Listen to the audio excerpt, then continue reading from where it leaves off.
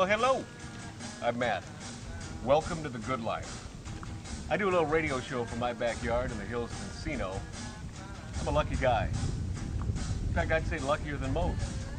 I have lots of friends that I like to call stars. Hey, in fact, there's one now. You probably know Ryan Stiles, Drew Carey Show. Whose line is it anyway? Black Hawk Down? I wasn't in Black Hawk Down, Matt. That wasn't me, okay? What are you doing here? The gate was actually open. I thought I'd take a little jacuzzi-roo. I got company coming over, okay? People that matter, okay? Get up, go. Bubbles feel so good, Look, Ryan. Matt, you know what? You gotta stop doing this, okay? I can't be coming home with the wife and kids and you're in my tub, okay? Just get out. I'm not wearing nothing.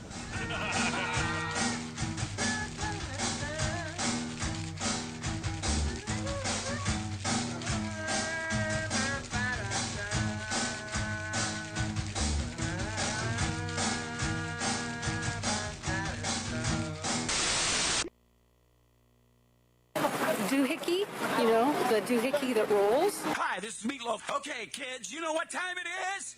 You know what time it is? It's Outlaw Radio time! The most imitated radio station in the nation.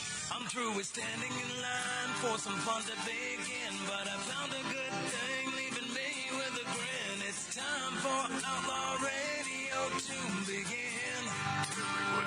You have the great Billy Gibbons here? Yeah? It's very cool. He just passed out. Yeah. Hey, that didn't sound too bad. Huh?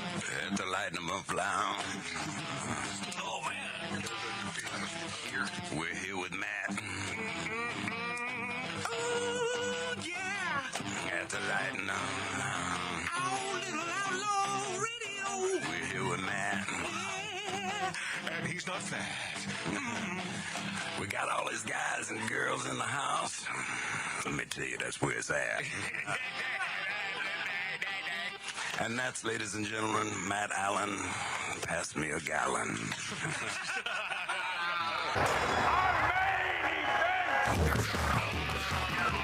Outlaw. Outlaw Radio. Come on now. How can you have a Christmas spectacular Holiday home without and this? wherever he wants to go, as long as he wants to go, opposite to the pole. He'll stay with the old man wherever he wants to stay, Oh, yeah. as long as he stays away from the battle spray. Da-da-da-da. Because we love him, Oh, yes. we love him, Uh-huh. especially when he beats us on the wall. Ba-ba-da-bow. And we'll tell the kids we answer duty's call, with the grandest son of a soldier of them all. Oh, that's good stuff. White Man. Christmas. Yeah, and I haven't seen it this year yet, but I will. It was on today and yesterday. Well, it's on constantly on YouTube. I think you can pull it up. Oh, yeah. But you know, Written by a Jewish man. well, the song, yes, obviously. I got to tell you, that's why I keep my Jewish friends close, and my goyim. And your goyim's closer? No, really, I stay away from my goyim friends. I don't trust them. Right, Mark? Mark, can we trust the Jews? No. Oh, you can't trust you? No, you can't trust the Goyim. If you've ever dreamed of a white Christmas, then that 1954 film, it's got it all. It's got laughs, it's got tears. Probably the greatest holiday film to ever be made in 60 plus years after it came out. Next to Planes, Trains, and Automobiles. Oh, I was going to say next to It's a Wonderful Life, but well, It's a Wonderful Life. You have I to think get. Die Hard's a better Christmas movie. Yeah, well, no, that's a good Christmas movie. It's a classic. The Nakatomi Plaza. Yeah, but Wonderful Life, you got to get through a lot. You got to slog through a lot of stuff to get to the punchline on that. It's a great movie, but man, it takes a while. oh, it's long. But I'll tell you, when that little bell rings on that tree, I cry every damn time. And the kid that played, we know that dude somehow, right? What? The guy that played the kid. Oh, yeah. We've had him on the show. That's what I Yeah, thought. the youngest boy we've had on the show several times. Yeah. But it's just, the Sisters song, it's a classic. It is my buddy Patrick Albanese used to sing that before I knew what the hell he was singing. Then I saw White Christmas. I said, oh, that's the song. It's something about you can't, don't trust the mister who messes around on your sister. It's something like that. But it's just, and then that two song and dance team partners, Bob Wallace, played by Bing Crosby, Phil Davis, played by, that man had, I believe, loafers that were lighter than Most. than some men's loafers. What, Bing himself was a big player, man. That guy, But Danny Kaye is the man I was talking about, and they team up and they fall in love with a sister act, Betty, played by Rosemary Clooney. Not a beautiful girl. And Judy Haynes, Vera Ellen, another one that a bit of a... Am I going too far when I say horse face? Now here I am talking about Well, White you would Christmas. know. Hell, you're not. You would know Horseface. Yeah. Oh, okay. Now you're referencing an old girlfriend, and she's still doing. She's in an autograph session today somewhere in L.A. Matt, do you hear yourself staticky or no? No, I hear myself just fine. And but we messing with that, I heard that. Well, it's perfect now. Anyway, it was the greatest show ever in Vermont, and it's a leap of faith to understand that they're going to do that and have all the cameras and so on. But you just have to, if you buy into the concept, you buy into, and that old man part, oh my God. Can you watch that, Ralph, without crying? Nobody can. Right? Unless you're inhuman. Correct. I bet Mark C.G. Boyer could watch that without crying. And I bet you're right. absolutely. And I'm not joking. I'm not joking about It's a this. distinct possibility. Yeah, because he had, I'm not certain that Mark C.G. Boyer. You know why? Because he'd be sleeping through that scene, so No, he wouldn't see it. even if he's watching it, I'm not He certain. doesn't have that He gene. doesn't have feelings. I No, think he doesn't. Yeah, I think he could Nothing be more than a serial killer. Well, he's cold-hearted because he used to get the crap beat out of him in school. You know he I'm a did. cold-hearted snake. That's why he became a cop. Yeah.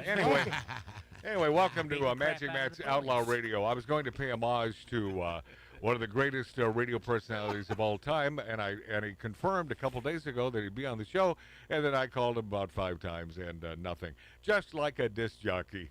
You can't trust them. Magicians and disc jockeys.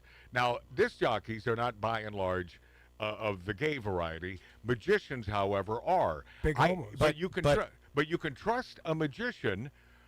So I guess what I'm saying is you can trust our gay brethren more than you can trust a disc jockey. There you go. You heard it here. But a gay disc jockey. But Matt, Yes? you are both. A gay disc jockey? Well, a disc jockey and a musician. No, and a magician.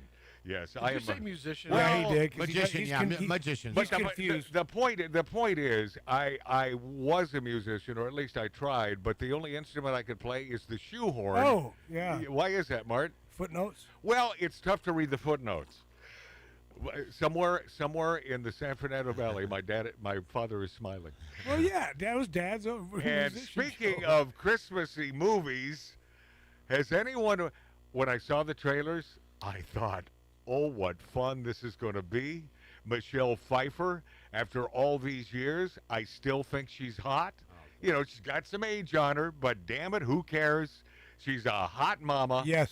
And the movie, I don't know if it opened in theaters. I think it did for maybe a day, and then word of mouth. It's called Oh What Fun. Does anyone know what I'm referencing here? No. Oh, it's a mom who does all the work on Christmas, and then she's had enough.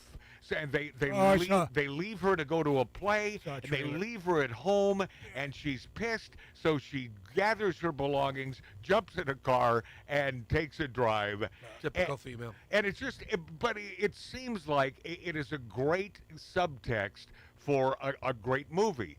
Well, and Eva Longoria is in this, and Dennis Leary, I had to look up his age because he looked to be about 80. According to the IMDb, he's only 68. Now, I don't know if that's a lie, but he looks like hell. And I don't know, has he suffered some sort of He trauma? never looked that good. No. But he looks waxy. Like maybe the budget was so low on this they couldn't afford to hire union makeup people. But just sort of waxy and weird, and the hair was a little too done. But am I missing? Did Dennis? Because I don't want to throw him under the bus if he suffered a stroke or he went through some sort of calamity. My buddy, Dave Hillis, producer friend of mine, he did a project with him. He worked with him for like 6 months. He Yeah. said he's just a wonderful, nice son Okay, of a so I don't gun, want to man. throw him under the bus, Yeah. except to say He looks like hell in this movie, and even Man, I like, saw the trailer for the movie, and I thought it would. right? It was going to be You good. thought I didn't this see is it. great. This is a Yeah. pissed off Michelle Right. Pfeiffer as a mom, and she's going out on the town and she's leaving the family behind. Well, Isn't she a little old to play a mom? no, gosh, no, 60. She's 66 or Yeah, whatever the probably. age. So that whatever, would be a grandma. whatever the hell she is. But the kids are there, and the kids' are there. So she's a grandma, okay. and she's a Got mom. it. You know, during Christmas time. So it works. And but Eva Longoria, I had to look up the cast of this movie because unrecognizable. Really? Not that she's not. Okay, she's not hot, but I thought she was the best part of the movie. She was fun and funny. She played a host of a, like a View type TV show, and the mom, Michelle Pfeiffer, loves it so much she watches it every day. So she ends up there. She ends up in Burbank driving across country to see the show with Eva Longoria, and they all end up smoking cigarettes and drinking bourbon after the show, and that's a fun part. And P.S., that could be the only fun part of the movie because it's unwatchable. It is even skipping bad. forward a bunch of times. It was nauseatingly bad. The director, that's the man, not Dennis Leary. Yeah, I'm certain you did fine with what you had to work with, but that director and whoever wrote that script, throw them under the bus because they should never work again. It is so bad. It takes so long to get to the point. About halfway through the movie, finally, the jig is up and she leaves. But my God, the acting is terrible. It's atrocious. It's terribly written. And Do you think that's why they don't make anything original anymore? Everything is just now remakes, because everything original is terrible. well, I don't know. I don't know. This is, I think Tarantino does some sort of original stuff, and I think he does a pretty damn good job. Taylor Sheridan's original stuff is awesome. Taylor Sheridan is, and I'll get to a couple of his shows in just a couple of minutes. Well, even his films. Yeah, because Tattoo Dave during poker the other night, he said, "So anybody watching this, the Sly Stallone, the thing Tulsa on King. Prime, and then No, he's talking about Landman. and Landman with Billy Bob."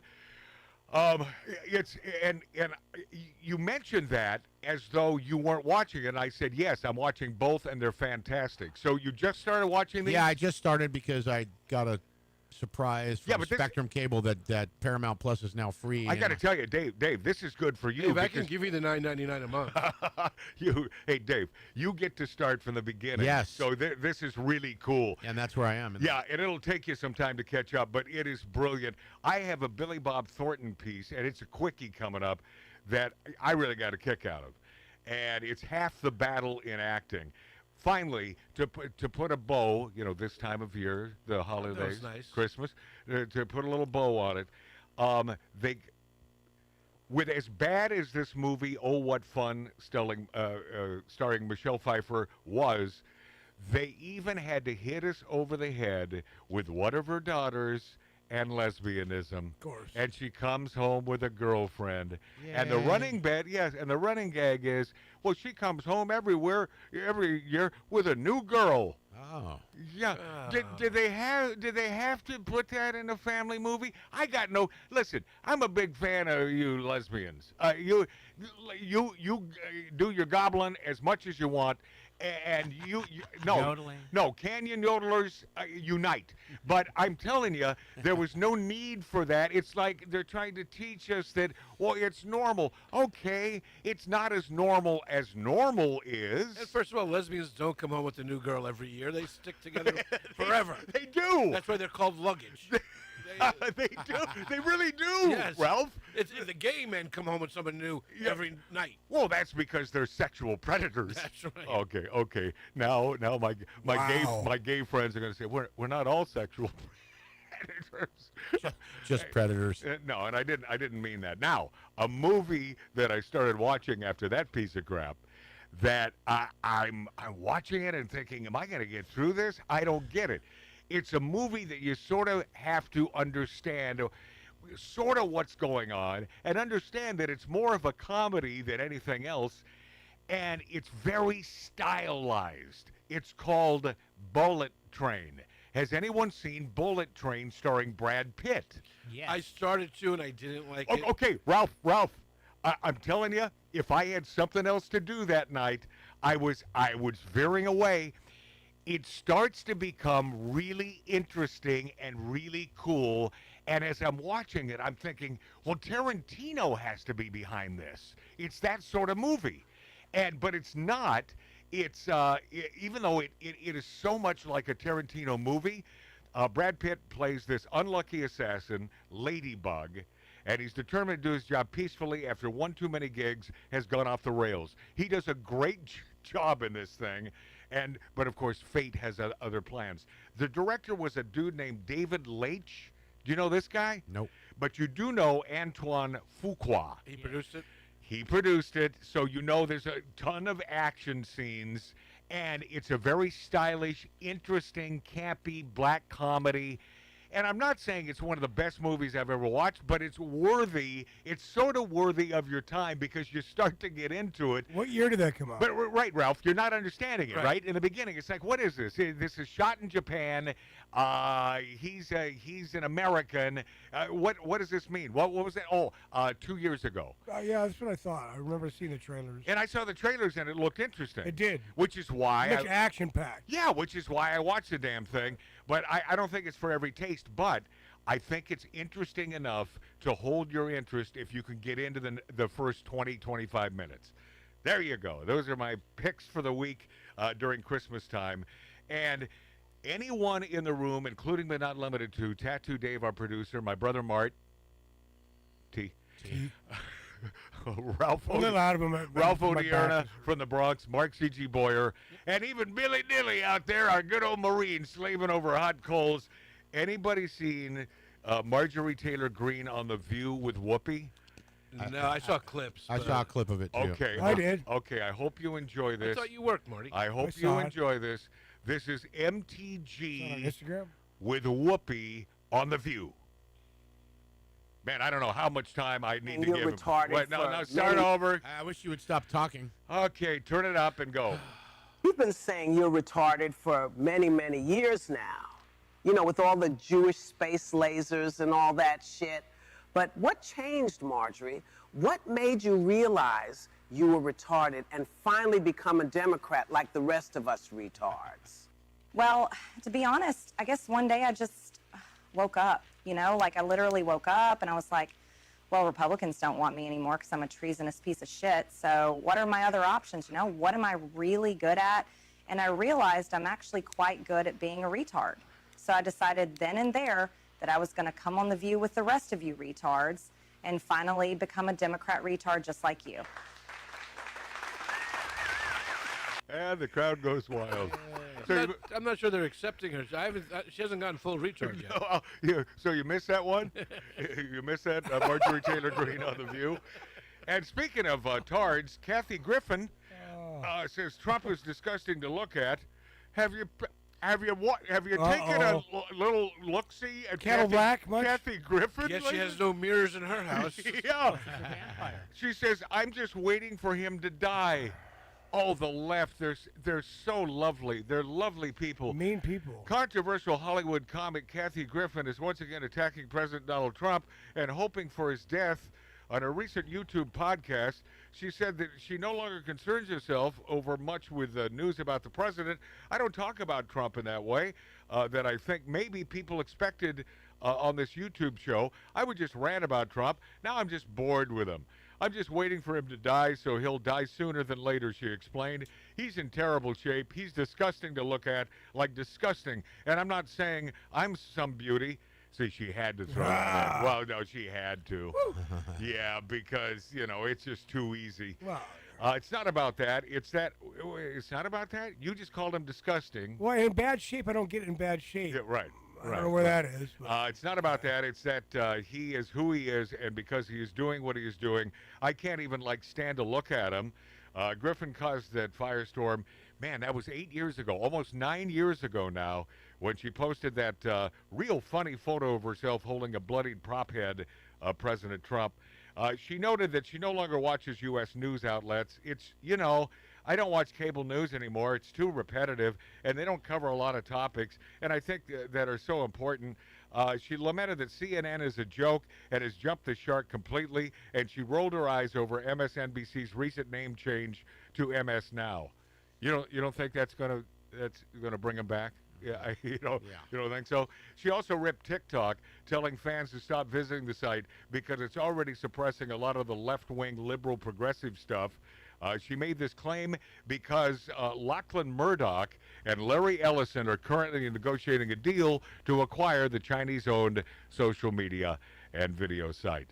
And Merry Christmas to that lovely Kathy Griffin. Can you imagine spending Christmas with her? And her lovely family. Or Hanukkah, or any holiday, any amount of time. Can you believe somebody kissed that mouth at one point? Well, have you ever seen it? No. Okay. And that old Trump impeachment, well, that's a big fail-aroo. Al Davis. Yeah. Oh no, you're thinking of Reverend Representative Reverend Al Al Davis Green. is the owner of the Raiders. Al Green, yeah. He was the owner of the Raiders. Didn't I have that? I did that the other night too. Yeah. By the way, Al Green. This is not the Reverend who is the great soul singer. Oh, it's not? No. This is a different Al Green. House of Representatives rejected an attempt to impeach President Donald Trump, with 23 Democrats siding with Republicans to quash the motion. That Al Green, boy. Yeah, am I wrong to say that man may have a little chip on his shoulder regarding old Donald Trump? It's a hell of a ponytail he has. Yeah, that thing got kiboshed before it even. Yeah, he demanded a vote to impeach Trump. Green called him an abuser of presidential power. Of course, there are no facts to back that up. According to Green, the president is engendering invidious hate, putting America. And don't tell me for a second that Al Green didn't have to look up that word before he came to the old meeting. Invidious. Invidious hate, putting American lives at risk, undermining our democracy, and dissolving our republic, citing Trump's fiery response to Democrat lawmakers' seditious video calling on military service members and intelligence officials to refuse illegal orders. So who's being nasty here? Sounds like there wasn't one Republican that did that. I believe it was all Democrats. The congressman went on to invoke the names of late civil rights activist Dr. Martin Luther King Jr., Representative John Lewis, calling on his fellow reps to take a stand like they did and impeach Trump. Did he think there was a shot at this? Or was he doing must it? have. Or was he doing it for show? No, you're close though. It rhymes with show. He was doing it for dough. Oh, is that right? It was a fundraiser thing for him. Aha! He needed some more cash. So there was, yeah. In the old coffers. I'll take a stand to protect government of the people, by the people, for the people. I'll take a stand to impeach this abuser of presidential power. Once again, how is he abusing presidential power? I will do this even if I stand alone. Well, you are. Sure. Yeah, you are, you idiot. But, man, what a great singer. One of the great soul singers of all time, the great Al Green. Yeah. Nearly 24 Democrats voted to table the measure. You know, when you got the Democrats throwing it under the bus, then you know there's a little problem there.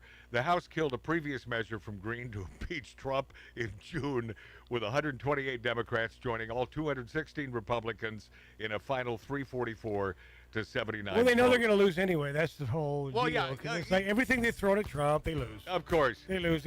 When we return, have you ever scratched your noggin? And I have a feeling this will be a resounding no to this question. The origin of fruitcake.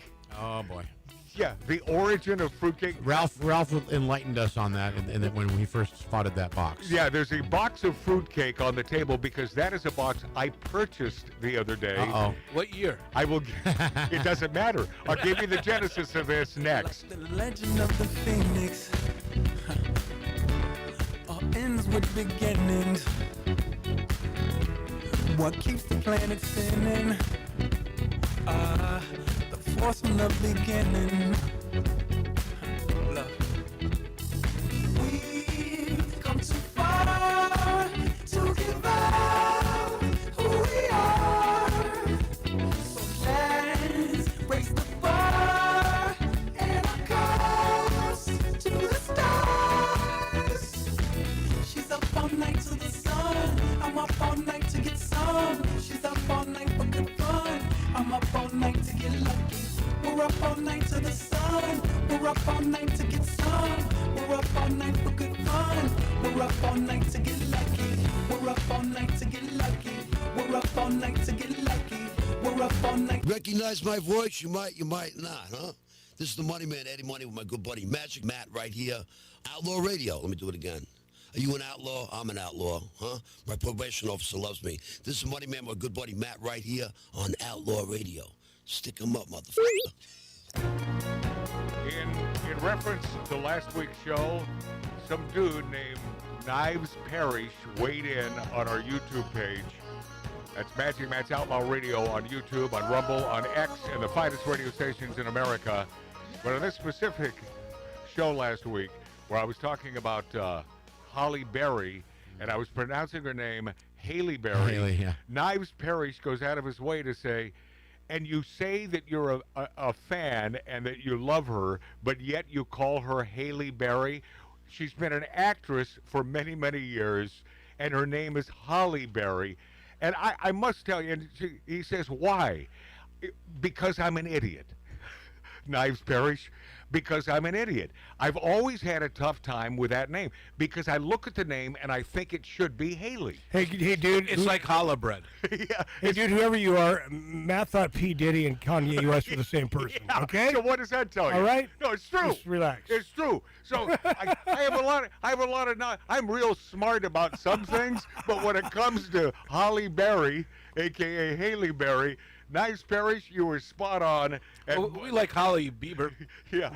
I will tell you, I didn't take offense to that at all because he was right. It's like, oh, if you're such a big fan, and I am, I love her, and I love these commercials. That I don't think you do. For the Netherlands. Okay, let me explain something about Ryan Stiles and Whose Line Is Anyway and the whole improv thing. I knew this. What you want to do is you want to say something that will move it forward. Right, that will move whatever we're talking about. Not slam it, stop. No, not just. Or think about the third thing you're going to say instead Right. of the first. Well, yeah, that's what you want Well, to do. he'd have to be able to think past one. Oh, God. Here we go. Oh, no. So, are you asking Tattoo Dave to come over and try to beat your ass again? Is that what's going on, Ralph? Because you notice when Tattoo Dave says nothing, he's seething. He's seething. The origin of fruitcake. Oh, thank you for asking. It traces back to ancient Egypt. Around 3000 BCE, honey, figs, nuts for tombs, but the Romans developed a portable version called Solura, barley mash, nuts and raisins, and pomegranate for soldiers with the Middle Ages, adding honey, spices, more dried fruits, evolving into the familiar holiday treat. Well, I have been talking about fruitcake amongst myself for the last several weeks, and I think it's a confection that obviously popular this time of year, but I don't know anyone that likes it. Mummies. So I will ask Dave, my brother Mart, Ralph, Mark C.G. Boyer, anybody in this 1876 Virginia City, Nevada style bar, do you consume a fruitcake? Have you ever tasted it, Dave? Never. You've never tasted it? No. Okay, Mark? I guess I'm game to try. Yeah, I have, and I've actually gave it another shot because I said, well, it can't be that bad. Right, that's what I was thinking. So the next following year, I said, okay, I'm going to try it again because I'm a little. Yep. No, same thing, Ralph? man. No. For 15 years, we'd have Christmas Eve at my grandmother's house, and there was always an entire fruitcake on the table. Mm-hmm. I've never seen anybody even slice it. Probably in a bunt shape, Yes. right? Yeah, Of course. And I've never seen anybody even slice it. Yeah, It's probably the same one. I got the bargain fruitcake from Old Claxton's, which is I guess a classic joint known for their bunt cake in Georgia, in a little town in Georgia, Claxton, Georgia, and when I read three pounds for $10, I was in. My opportunity to try this because I wasn't certain if I ever tried this as a child, but it's time because it seems like fruits and nuts. I love nuts. And speaking of nuts, you're a magician. Mark C.G. Boyer, fruitcake, yes or no, friend or foe? Foe. It's got fruit in it.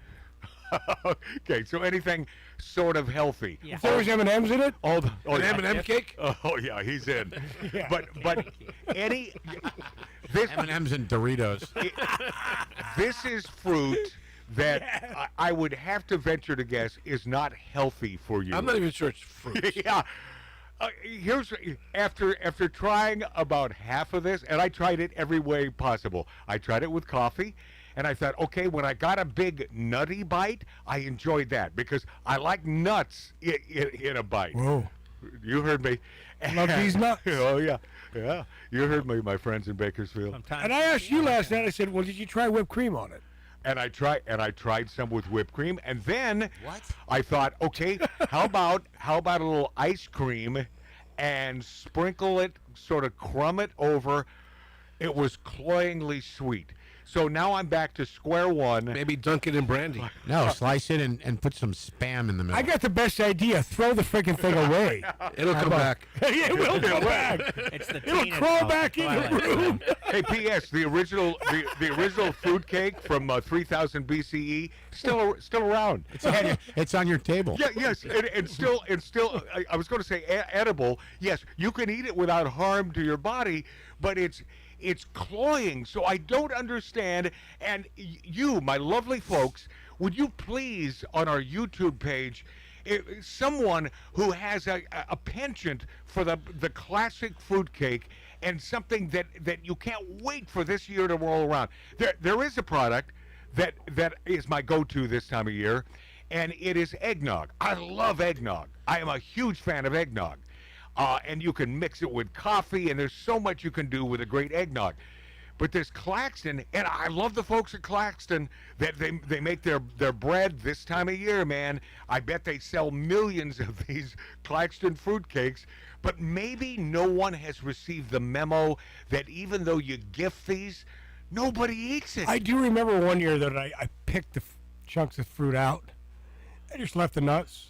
Well, it was still bad. It's got to be like dried fruit, right? Dried. Oh yeah, big time. Yeah. Dried, but cloyingly sweet. So Gross. But I have 2.5 pounds of that left, and I want you to know, because I'm a giving person, up for grabs. Anyone that would like to try it, I need to open my trunk, but I will take it. Yeah, Mark will find someone to gift it I to. need a doorstop. And that's what it is. You can use this. This is better than a knife to protect yourself. Well, no. That's home security, because it will talk to people. It'll scare them off. Oh, yeah. If they see a fruitcake sitting at your doorstep. You want to F with me? I got a fruitcake with your name on it. Speaking of Egypt, my friend, singer, and this did not help my love for one of my favorite bands, Garbage. Singer Shirley Manson, in a pro-Palestine garb, curses out fans and threatens violence for bouncing a beach ball. Oh boy. Shirley Manson from the great. I don't think there's a Garbage song or a song by that group that I don't I love adore. those guys. Me too. They're great, man. Well, the lead singer for alt-rock band Garbage went off in a curse-filled tirade at fans from the stage during a concert in Melbourne this month. When fans began batting a beach ball around, Manson called her own fans, and I quote, douchebags from the stage, and complained about how much money she was being paid. I What don't. the hell, man? Well, it's a beach ball. It doesn't sound like a very generous gal. It's not like they were bouncing a fruitcake. No, that would hurt something. That'd be painful. The video, which is now going viral, was recorded on December 5th as Garbage performed at the Good Things Festival in Australia, but the good things came to a crashing halt when Manson spied the beach ball bouncing through the crowd. Big guy with your big effin', but you said the word, beach ball. What a effin' douchebag, the 59-year-old singer screamed into the mic. You're a effin', but you saying the word, middle-aged man in an effin' ridiculous hat, and you're a effin' F-face. Manson, who was dressed in pro-Palestine colors, railed on stage. I want literally to ask people to effin' punch you in the effing face, but you know what? I'm a lady, so I won't. No, she's not. You sure sound like one. Yeah, doesn't she? You know what? What an idiot, man. And I hate to think that about her, because I love You lost me with the too. pro-Palestinian dress. Exactly. I was just going to say. Yeah, truly, I would love to send my crew over to mess you up, but you know what? I won't, because I pity you, because you're a small man with a small than D word, meaning penile. The profane singer added. It was later reported that the beach ball was not brought to the concert by fans, but was indeed instead kicked out into the crowd by the band Machine Head, which played before Garbage took the stage. Wow. So the opening band, they're the perps who brought the beach ball. Manson soon responded defiantly, so those attacking her for slamming the fans in Melbourne and took to her Threads account to say she makes no apologies whatsoever for her comments in Australia. I make no apologies for getting annoyed at beach balls at shows. I joined a band because I hated the effing beach. I joined a band because I wanted to listen to Susie and the Banshees and The Cure and be dark and beautiful, she said, ripping her fans all over again. She added, continue listening to Spotify and toss your stupid beach balls around like you're 10 years old. I love the musical community and I want to respect their artistry. I am so tired of folks taking music for free and treating us all like circus performers. So she's not a fan of Brian Wilson. I guess not. But according to News.com, the fans had the last laugh because when Garbage showed up to play at Brisbane a few days later, dozens of beach balls were seen flying through the air There you go. as attendees thumbed their noses and way to do it. outbursts. Yes! Way to do it. Manson then issued a mock apology for a previous comment saying, I just have to address your glorious beach balls. They're very impressive, and not only are they impressive, but they're very, very big. Naturally, she then tried to turn the conversation to Palestine and/or Palestine and wrote, the only thing that kind of shocks me a little is there's been more fuss made about me offending beach balls than there has been about 20,000 Palestinian kids who are now effing under the dirt. Maybe a beach ball brings you joy, and for that I apologize. If I upset you about your blessed beach balls, I humbly apologize. Yeah, because her freaking management team's going, you're losing. what you're are losing, you doing? You're losing a bunch of your audience. You're right losing now. your mind For here. over a beach ball, dumbass. And you're having a problem with the amount of compensation you're making here? How about no compensation? Shut up. How about don't do it? How about no Well, Matt, fans? for just an example of like crap that happens at concerts like that, I was at a Ronnie James Dio concert years ago up in Seattle. So this guy threw a shoe. Now that hurts. Oh yeah, Hit Ronnie. They do that in Palestine. Yeah. And hit Ronnie in the head. Yeah. They don't have shoes. Well, ask George W. Bush. So He Ronnie, knows. so Ronnie James kept on singing. Boom. Threw another shoe on stage. This one missed him. Right. He said, "Oh, one more shoe." One more shoe. Show's over. Uh-huh. Well, who's got 3 legs? And guess what? Somebody.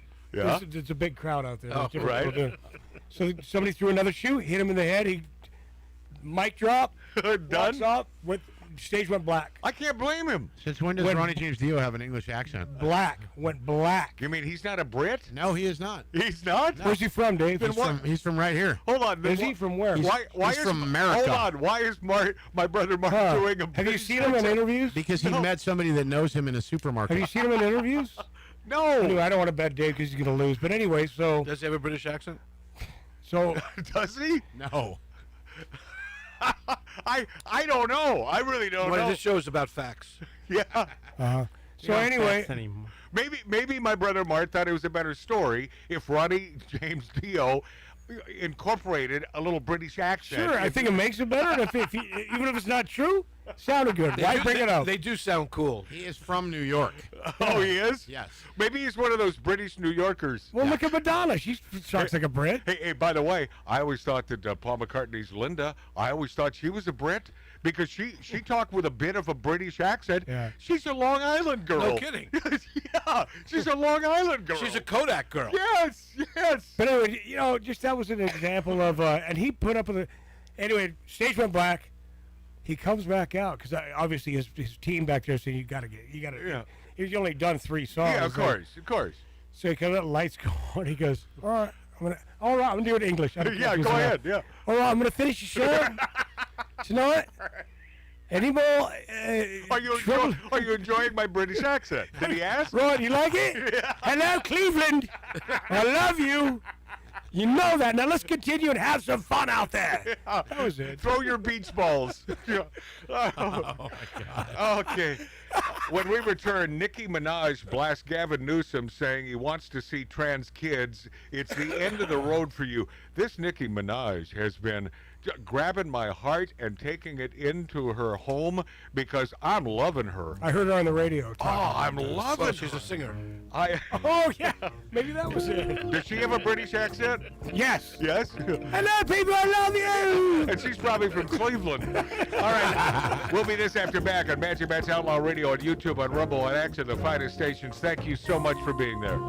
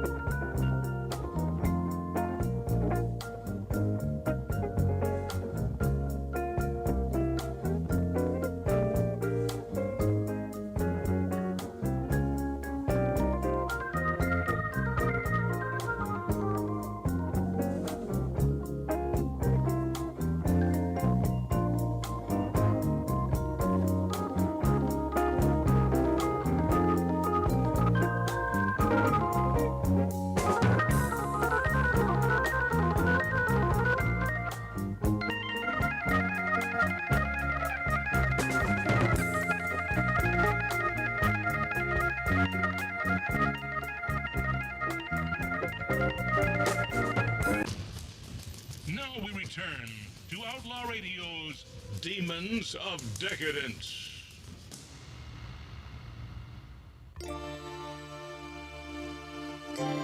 Now, that voice is the voice of the greatest top 40 afternoon performer of all time, Eric Chase. Had a conversation with my old buddy Eric, first one in many, many years. He was sort of my mentor at KJR and then in Houston, Texas, and he finally picked up the damn phone. And I thought he was pissed at me over these years for some reason, which I have no idea the answer to that. But the great El Chasero used to do afternoons at KFI here in Los Angeles, afternoons at KFRC in San Francisco. And so I had a little conversation with him. I was 2 old fashions in, so feeling good. And he promised he'd be on the show today. No wonder you got the number time? wrong. What? What time? An hour ago. Oh. Yeah. And so I tried calling him several times, left messages, not a return. I said, were you lying about being on my show? Because, this was all about paying homage to him, which leads me to believe that maybe he is pissed at me, and this is his way of showing that he's pissed. But I think you're overthinking it. I think he's correct. He's a detail guy. He still does voiceover stuff. He does a morning show from Houston, Texas met him in for our last KYNO in the middle of California. And so but by the way, there's nothing he could do that would get me so pissed as to throw him out of the bus. The man was the greatest afternoon top 40. Really by the way, something that doesn't exist today. If you're looking for an afternoon top 40 entertainer, gone. They don't exist. So I'm going to play one little snippet. I was going to go through this whole thing with Eric, and also politically we're on the same page. he may have wanted to be a little milk toast on that, but because I asked him, I said, so is Trump doing a good job? He's doing a great job. He's the guy we got, and he's winning. But he's always been a conservative, way before I knew where I was as a kid. I was a baby DJ working with him at KJR. I was 17, 18 years old. And he gave me an Indian head rub one day. He said, "You're the future of Top 40." And I told him that in this conversation 2 days ago. And I said, "And Paul, you were right." He said, I know. I was the last bastion. Not one to boast, because it's really not about me saying this, but the last bastion of great Top 40 radio, and then it went all to ass in the late 90s. When Ryan Seacrest doesn't do Top 40? Ryan Seacrest. What, Ralph? Oh, the worst. Matt, so when you spoke with him, though, was there any uncomfortableness? No, he seemed happy to talk to me. And see, that's why I think something else. But let me give you a little snippet. For those aficionados of great old Top 40 radio, and the best Top 40 station in the history of radio is a little station in San Francisco called KFRC. This is one little quick break with Eric Chase. Yeah, I don't know what you want me to play. That would be the first one on the Eric Chase page. Just the first one. All I have is a phone number. Oh, okay. No. Punch in the phone number, see what happens.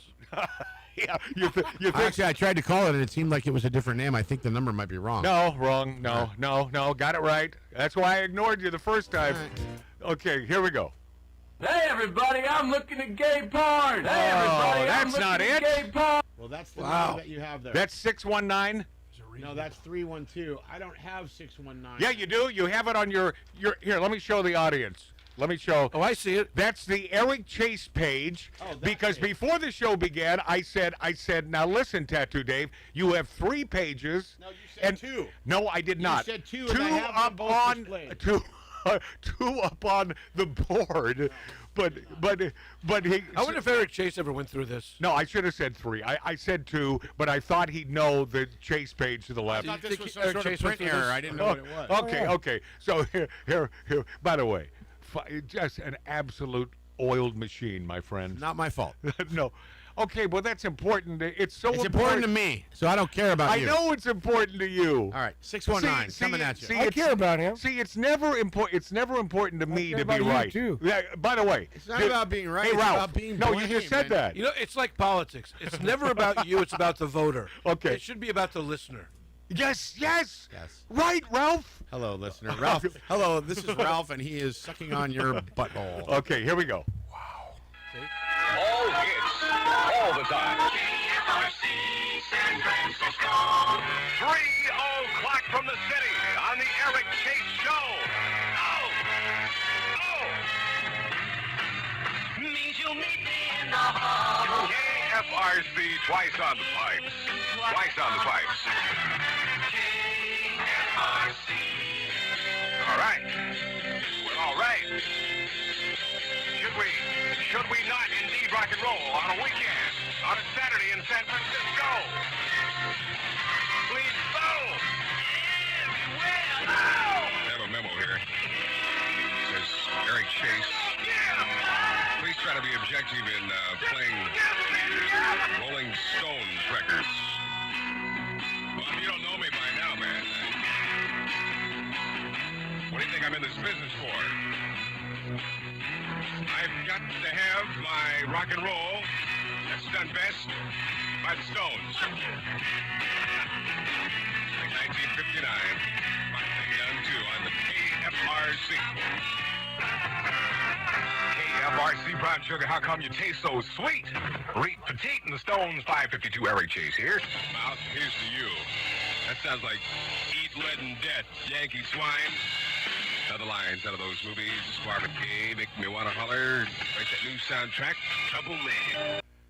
Oh, God. So this is back when there was DJs that actually got paid. And this is these are the hit the post. These are the 70s. Right. Yeah, but not just hitting the post, but there's content in there.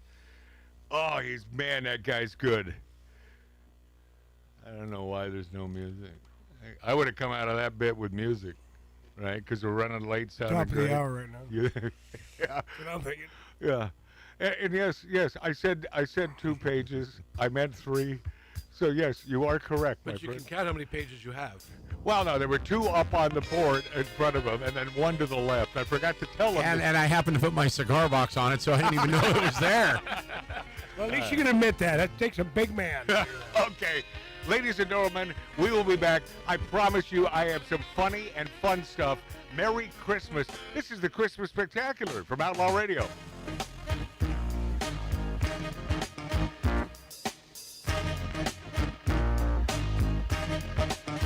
Wanna buy a new car, but the price ain't right. Ain't that cold? Be a damn sight cheaper, yes it would. Start riding a bike. Listen, they're making milk out of powder. Yeah, they are. Got the babies crying. Poor baby, they know what that stuff is. Rent's gone up higher. Yes, it is. Got the parents lying. I'll pay you tomorrow. Lord, it's a real motherfucker. Yeah. Make you wanna run for cover. Yes, it will. And if you look, you will discover. Yeah. Lord, it's a real motherfucker.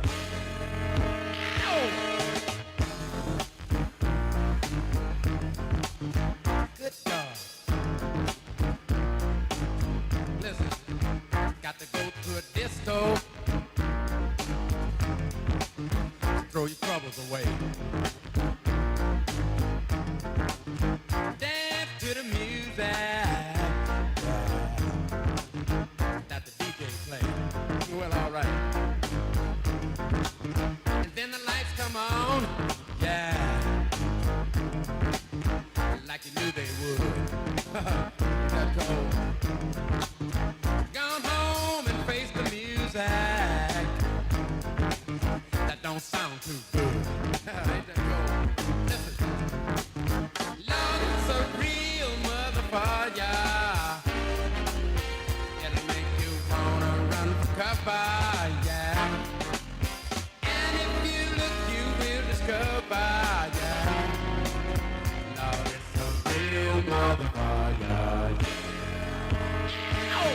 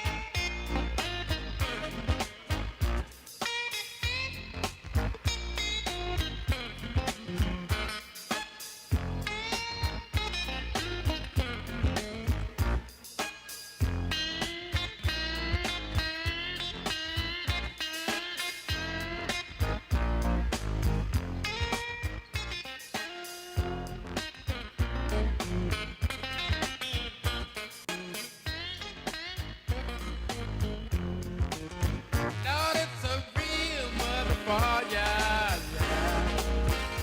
Make you wanna run for cover, yes it will.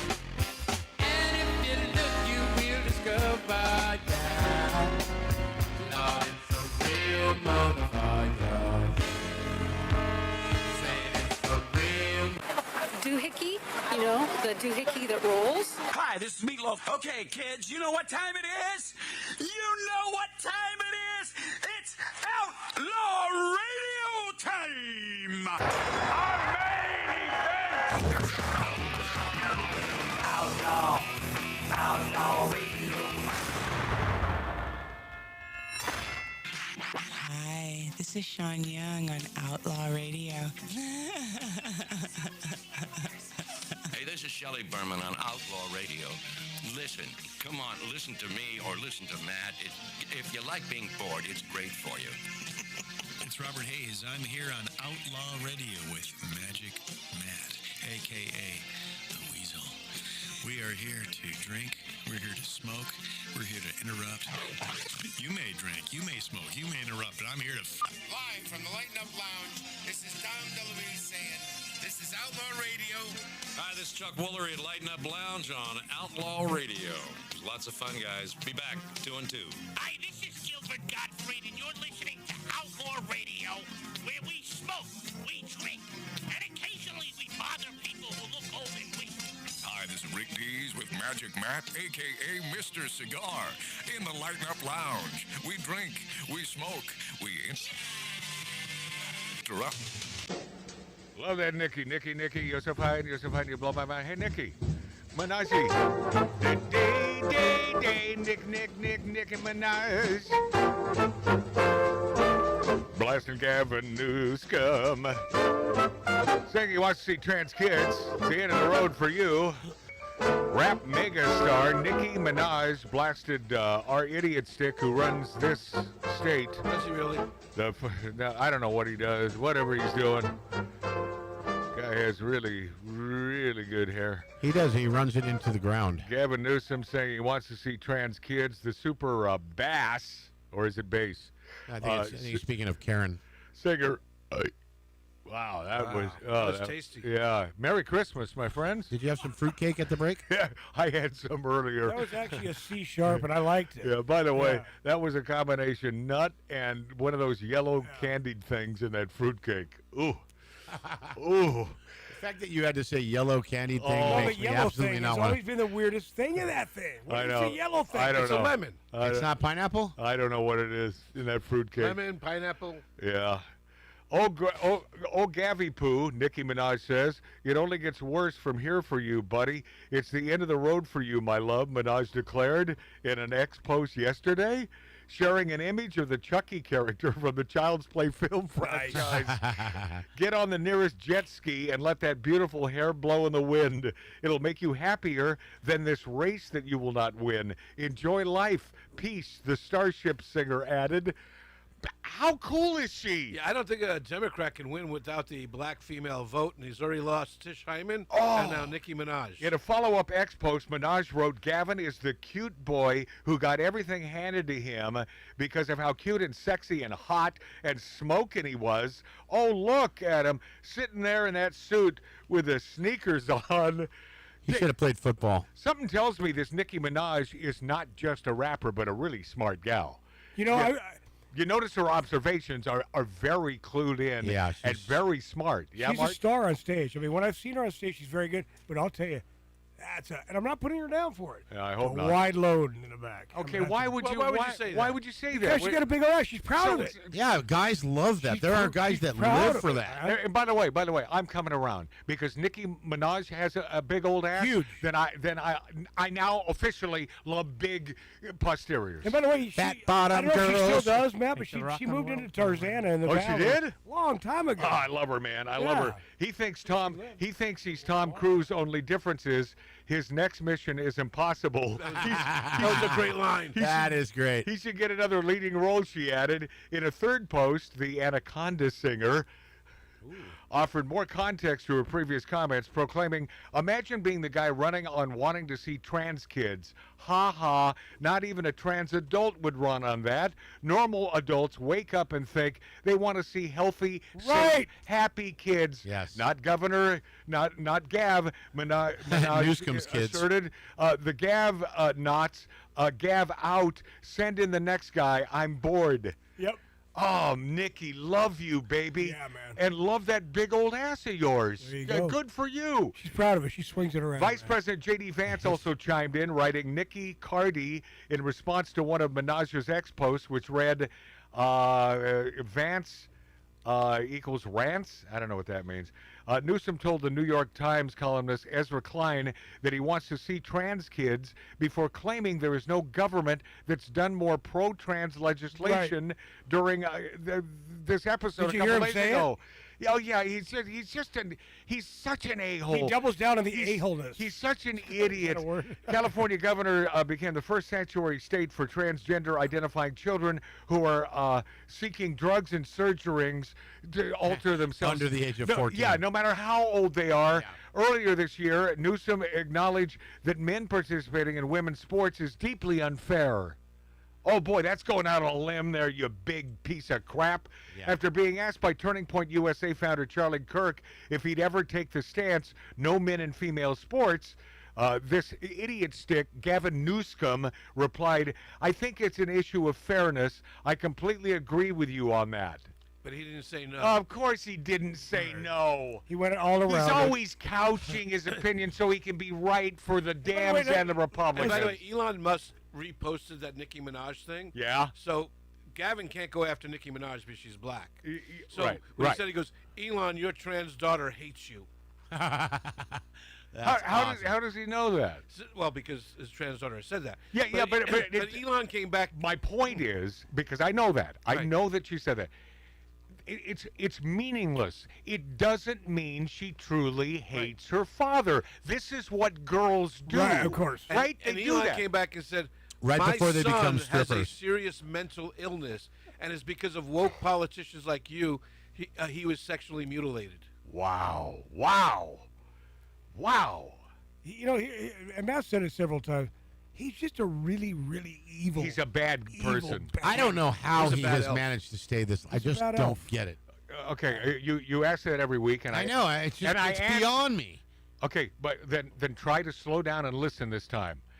I hear what you're saying. It's not that I don't hear you. I just No, still. how about comprehend what he said? Yeah, comprehend what I'm saying. What I'm saying is the number of idiot sticks in the state of California knows no bounds, and those idiot sticks are the ones that vote for Gavin Newsom, even to the point where they think he's doing a good job, even to the blasphemous point of voting yes, more taxes on gas. We had an opportunity a few years ago Shut her down. to shut down the vast majority of taxes on gas. But what did Californians do? They said, well, no, Gavin's for it. Then damn it, we're for it.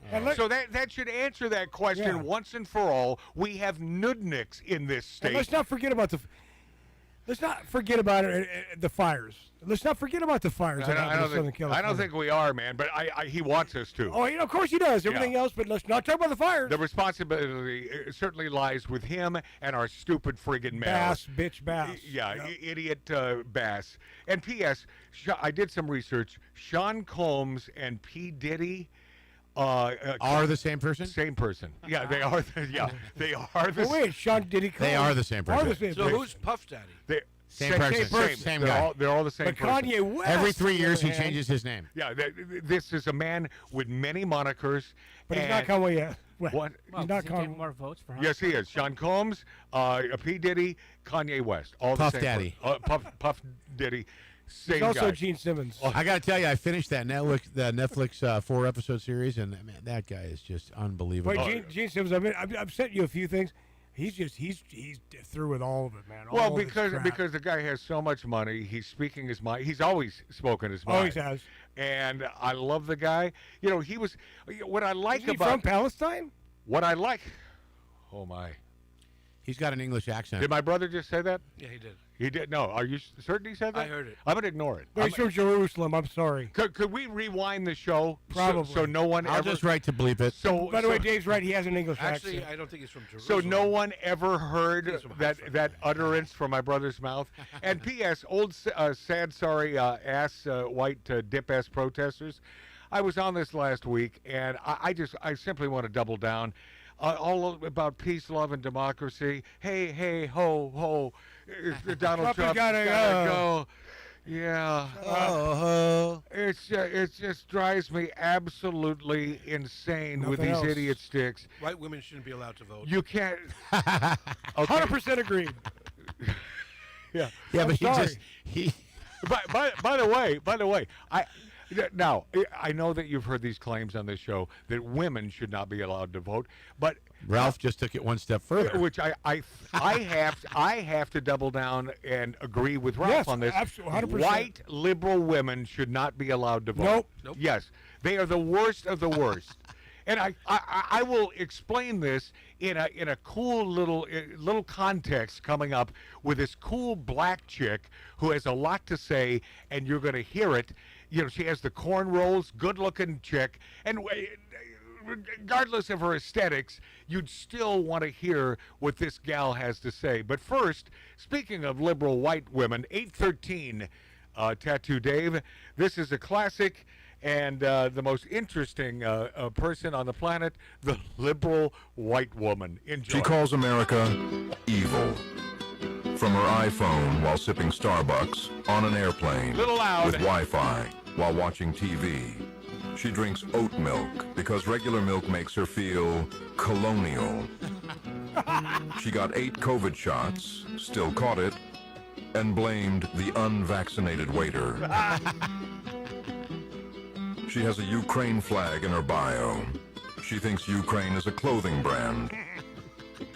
She says Black Lives Matter, but still clutches her bag in certain neighborhoods.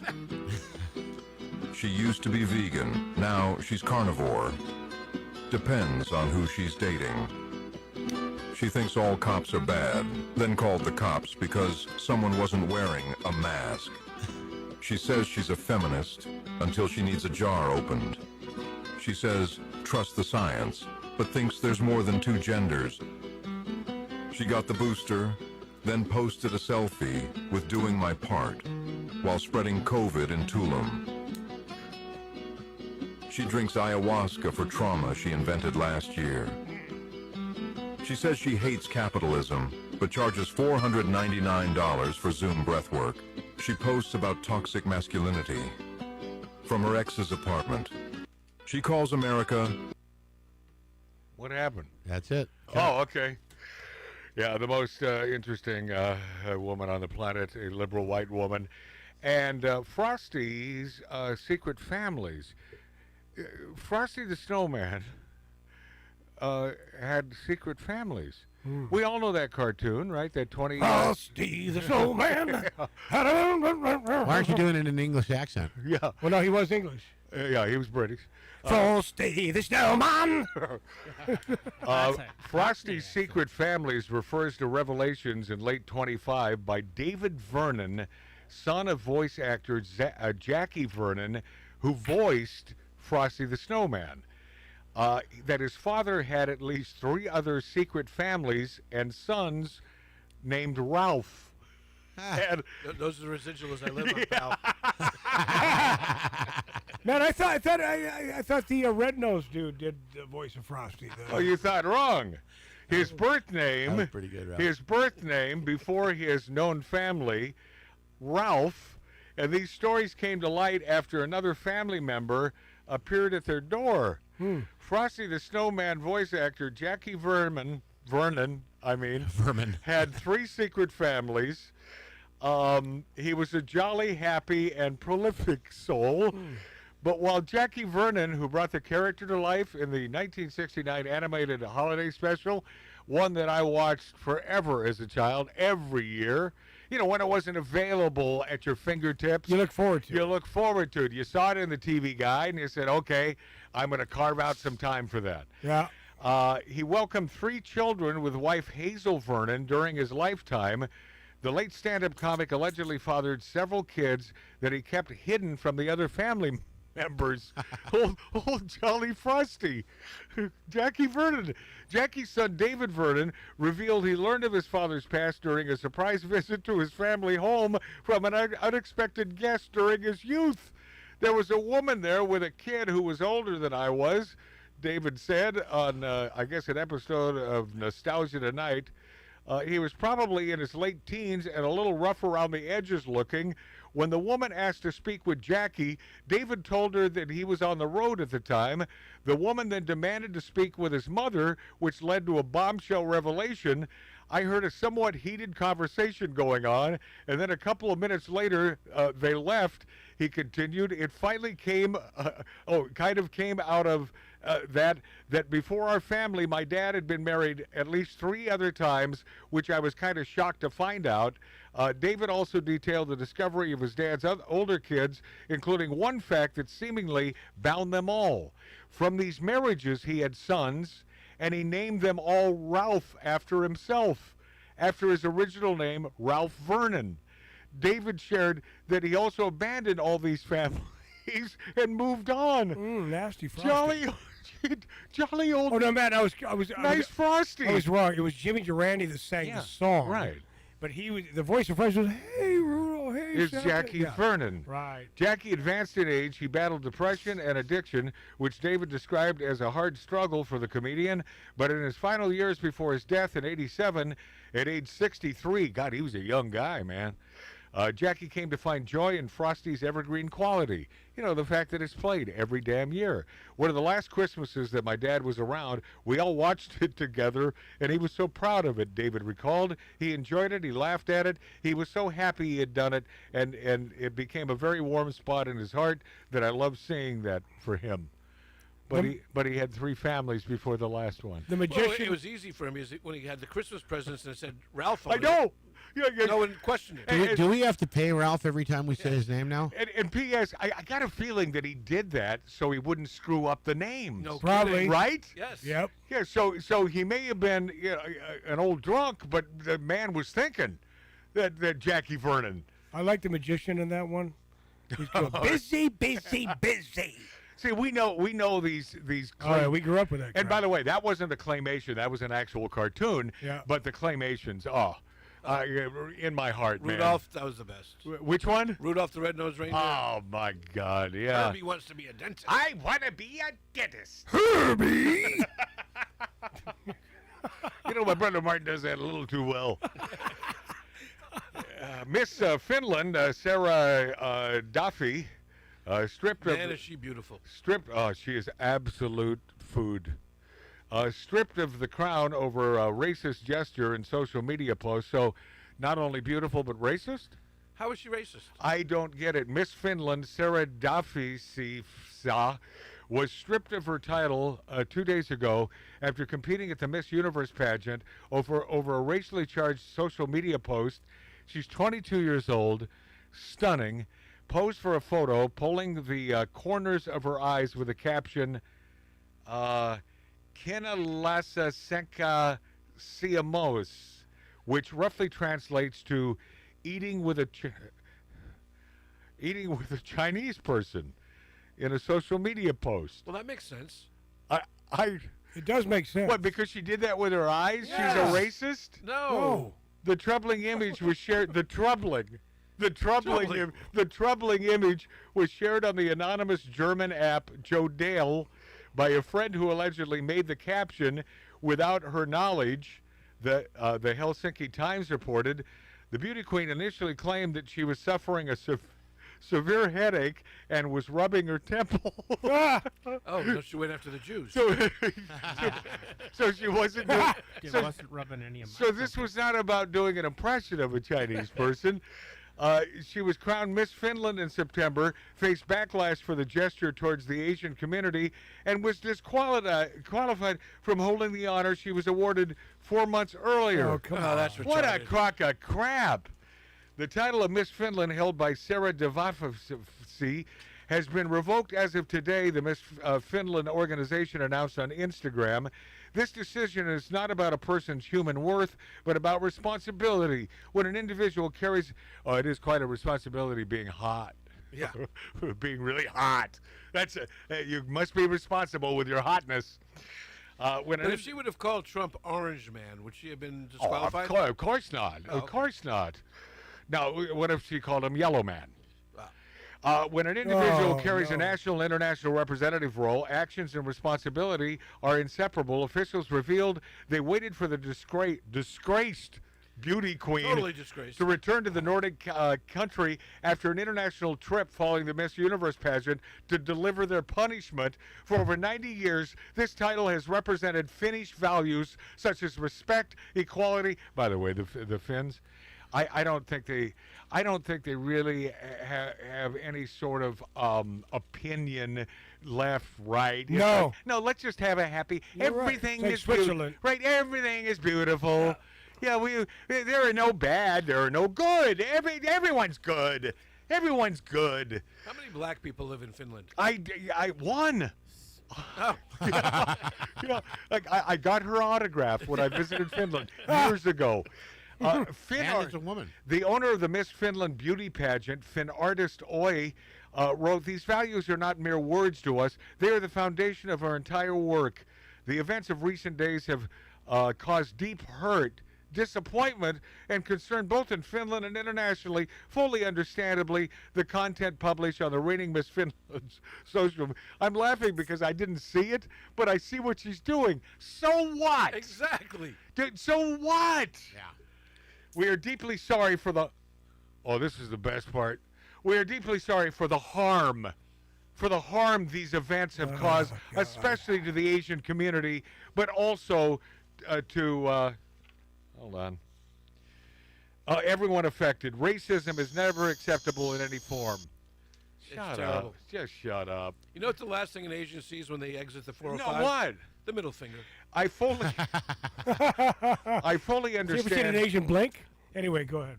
I fully understand that my actions have caused it will win. It will win in the Miss Finland title.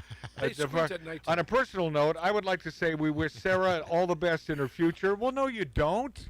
Because she's a you hate her. She's a racist. She's a racist. You hate her. You hate her. A person can grow and learn. Ralph, you can grow and learn. Remember that. That is always possible, Miss Finland National Director Suniva Savnakagren said. The title of Miss Finland requires a high level of responsibility. In this situation, the conditions required to continue in this role were not met. By the way, she was very classy. She said she was gypped out of the crown. Did she say gypped? I thought she said nipped. Oh. All right, that would be Emily Peru right there. Yeah. What I said I know. was highbrow. You don't have to explain it. Not to us. Comedian Andy Dick, who was traipsing around L.A. the other day, reveals, is that guy a mess? He has been. Is that Andy Dick a mess? By the way, has anybody ever seen Andy Dick and Kathy Griffin in the same place? No. They both have an English accent. He took crack after suffering apparent drug overdose. I don't mind doing a little crack every now and then, Andy Dick says. Wow. Just every, you know. My buddy Rick met him at a party and said he couldn't stand him. Couldn't stand this guy. Well, he's obnoxious. He is piece obnoxious. Of crap. He is obnoxious. It was really sad because somebody was walking by and they saw a limp dick on Hollywood. Yeah. And they had Narcan in their purse. Is that right? So think about this. What type of society that we live in that people walking the streets have Narcan? I know, in you're their right. purse? They carry Narcan now. Did that person save Andy Dick's Yes, life? it brought the limp dick back to life. Wow. Andy spoke out after suffering an apparent drug overdose on a street in L.A. in broad daylight, telling TMZ he is relieved to be okay before revealing he had taken crack from a man he found sitting on a sidewalk. And then the quote from Andy, That wasn't crack. Let it breathe, Dave. Let it breathe. What was it then, Dave? I'm just saying that wasn't crack. It had to be something else. Well, then what? I wasn't trying to finish your So statement. crack is good for you then? No, of course not. Crack is whack. So it could have been crack? It doesn't sound like it. See where this goes? See how he... I know. Well, no, he's kind of proving a point here. What point is he proving, Marty? What point? The longer he goes on, you have no answers, and it's stupid. I root for Tattoo Dave. It just doesn't sound like it to me. That's not a symptom of a crack overdose. I'm sorry. What? What the hell? So you're saying crack? So crack is good. Whatever he took is bad. That's what you're saying. I'm saying he probably smoked soap. When we return, landman Billy Bob Thornton talks about his acting and something that really helps the man and something I had no idea about Billy Bob. I've had a bad taste in my mouth about Billy Bob over the last several years because of his lefty, wokey sort of thing. But he's so good in Landman, I don't even see Billy Bob there. I see the dude from Landman. When we return on Magic Matt's Outlaw Radio. Hit me now.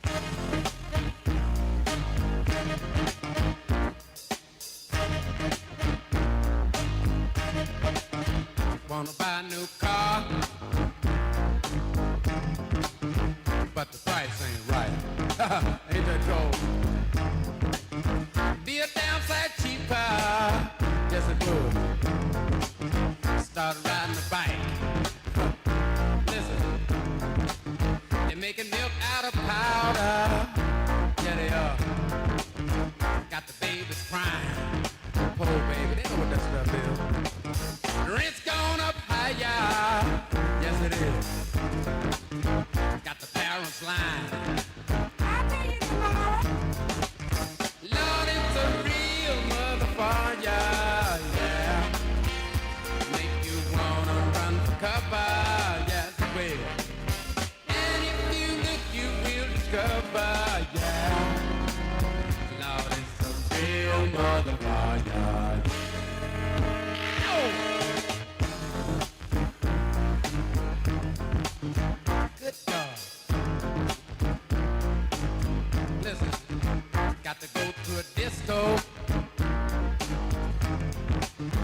throw your troubles away.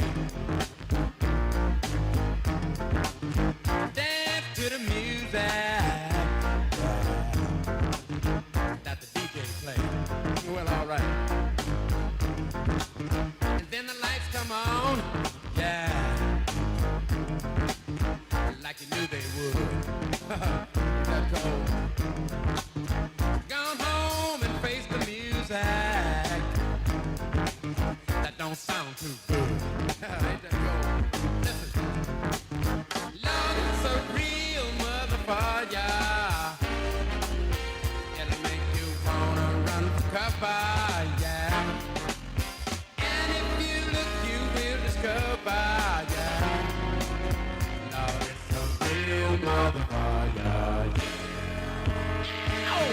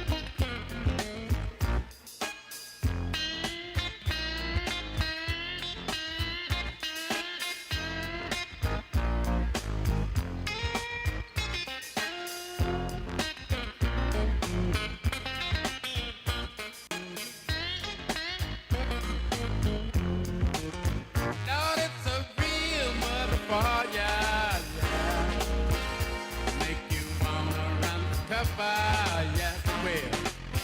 And if you look, you will discover, yeah. Lord, it's a real motherfucker. Say it's a real motherfucker. Oh, get out of here! My goodness. Too cold. Cold-blooded, cold-blooded. Let me stop here at this gas station. Give me 3 gallons of low lead. I think I'm full, nothing else. I better stop and get me 2 hot dogs and a strawberry soda. It's a real motherfucker. Yeah. Lord, it's a real motherfucker. Yeah. Ooh, it's a real motherfucker.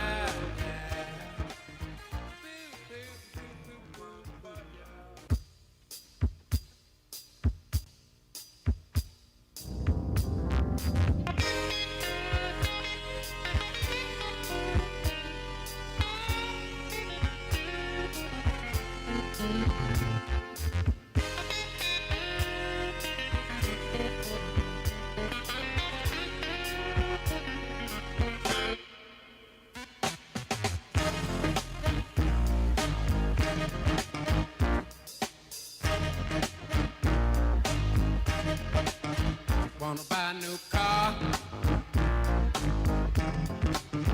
but the price ain't right. Ain't that cold? We stand for fun. We stand for great cigars. We stand for the perfect martini. And we stand for the American flag. We are Outlaw Radio with Magic Matt Allen. My buckaroos, my buckets. Welcome back to Magic Matt's good old eating, drinking, smoking, interrupting Outlaw Radio. Magic Matt's Outlaw Radio on YouTube, on Rumble, on X, and the finest radio stations per capita throughout the nation. What's up, what's up? What's up, Green Bay? Love our friends in Wisconsin. They're a little bit mad at me right now. By the way, the Packers are going big right now, man. I love that. I love that. That's beautiful. And it's snowing big right now. Why are they mad at you, Tattoo Dave? Because I put Go Broncos. Oh, what an A. What an A. What an A. I mean, I'm a Bronco. What do you want me to do? You're not a Bronco. He thinks he is. He's a Bronco. Hey, I'm a Buffalo. Oh, I guess you grew up in Colorado. Yeah, I guess not. I was born in Denver. You were? John Elway is my stepfather. Oh, hold on a second. Okay. Oh, that was And by the way, John O is from Granada Hills. Right. Right, you're right. He brought me here from Denver. Is that right? Well, Not always from right here. Isn't it fun this time of year? We learn so many festive things about Dave will not admit he went to Beverly Hills High School. the origin of Dave. Well, I'll tell you this: my daughter, my lovely daughter Alexandra, she doesn't like to admit that either. No, she doesn't like talking about She that. doesn't like. It's like the Tattoo Dave Show. Oh, it's been too long since we've heard that. Been a long time. One of my favorite shows, and it's a bit of a toss-up between this and the Sly Stallone Tulsa King. Even though I love Tulsa King, I think gun to my head, and please don't. Yeah, enough violence in this whole world. But I think I'd have to say Landman I prefer. I agree with you. Yeah, if it's one or the other, but I like them both. It's a toss-up. Yeah, I It like is a them both. toss-up, and Billy Bob, man, what a... How friggin' good is he in this Landman? It's the role of his life. And you've seen how many episodes now from the beginning? I'm 8. Okay. It's just getting good because there aren't that many of them. I mean, No, it's only 10, and then I move on. a season these days is like 10.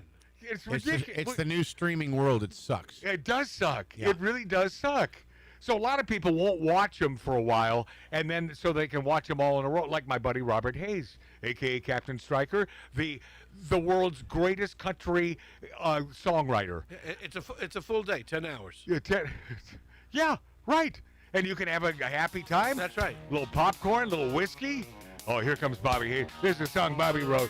I won't play the whole thing, just a little bit. And make sure Ralph's mic is up a little bit, Dave, please. Here we go. Oh. Yes. Is this Mathis for Mathin? Yes, sir. All righty. Life seems to line up to have a good time. Oh, yeah. Your brand new truck is running just fine. Every gal in the world looks so very sublime. So what you gonna do? I would learn to line dance just so I could line dance to this song. You try on the best suit you can find. You reach out for the biggest glass of wine. The money shot's coming. That's why we're It still all playing. crumbles when you ain't got the time to try on your best shoes. The math ain't math and the earth ain't square, and I don't know how I ever got there, but I'm telling you, and I mean it true, that you're the only one.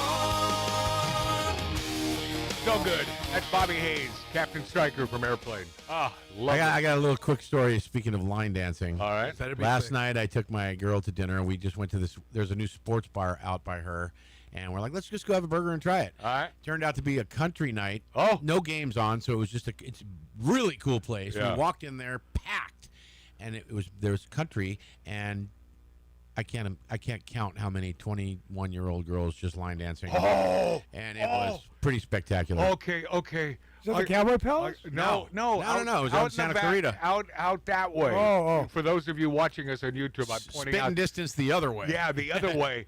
Oh, I love line dancing hotties. I find that sexier than any other female. And like pole dancers, not a fan.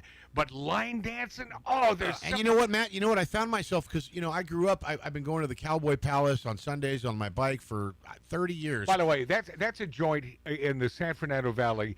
They have shot so many TV shows and movie scenes there. Yeah. It's a real famous joint. Yeah, and it's always people our age doing the line dancing, and Right.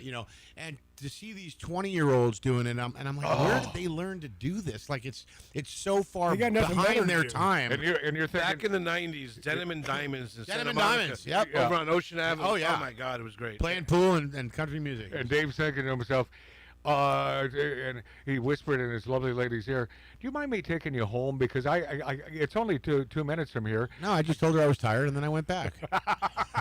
That's what you do. That's what you do. It happened to be on my way home. Well, speaking of picking and grinning, this Landman, which takes place in Texas, my old stomping grounds, Billy Bob Thornton is off the hook. This Ali Lauder. Yes. Oh my God, she plays his wife, and she is the nastiest, sexiest. I mean, they do things in that I'm surprised they get away with. I mean, really sexy stuff. Oh, And she's always in the game, and she's always ready. That's the woman you want to marry, right? Oh, right, yes. Ralph? I will tell you, my favorite line in there is when she wants to buy this big mansion, Yeah. and she says to Billy Bob, "You got to start acting like an oil magnate who's an Oh, yeah, executive." yeah. He's like, "We're in a private jet." Yeah, right. We're in a private jet. All his lines are good to her. Oh, and Matt, she came out. She did a movie called Varsity Blues. Yeah. And this is 25 years ago. Yeah. And came out in a whipped cream bikini. Oh. And but I'll tell you what, I would take her today. I would take. She's absolutely. She's hot as hell today. And okay, during break, I said, now who is that gal from Friends? Courtney Cox, and she Cox. Oh, Cox. My apologies. Courtney is in this show, Landman. No, she's not. No. She looks an awful lot like Demi Moore. No, she does not. First of all, it's to me. That was a joke. She looks a lot like Demi Moore. So to me, I got to turn Mark's mic off. Okay, so dig this. So you're absolutely positive that that's not Courtney. Are you talking about 1000%. Monty's wife? Why are we talking at the same time? Just everybody chill. Yes, Ralph? 1000%. It's to me more. Yes. Okay, because I'm watching whom I think is Courtney, and thinking, man, she has not aged well.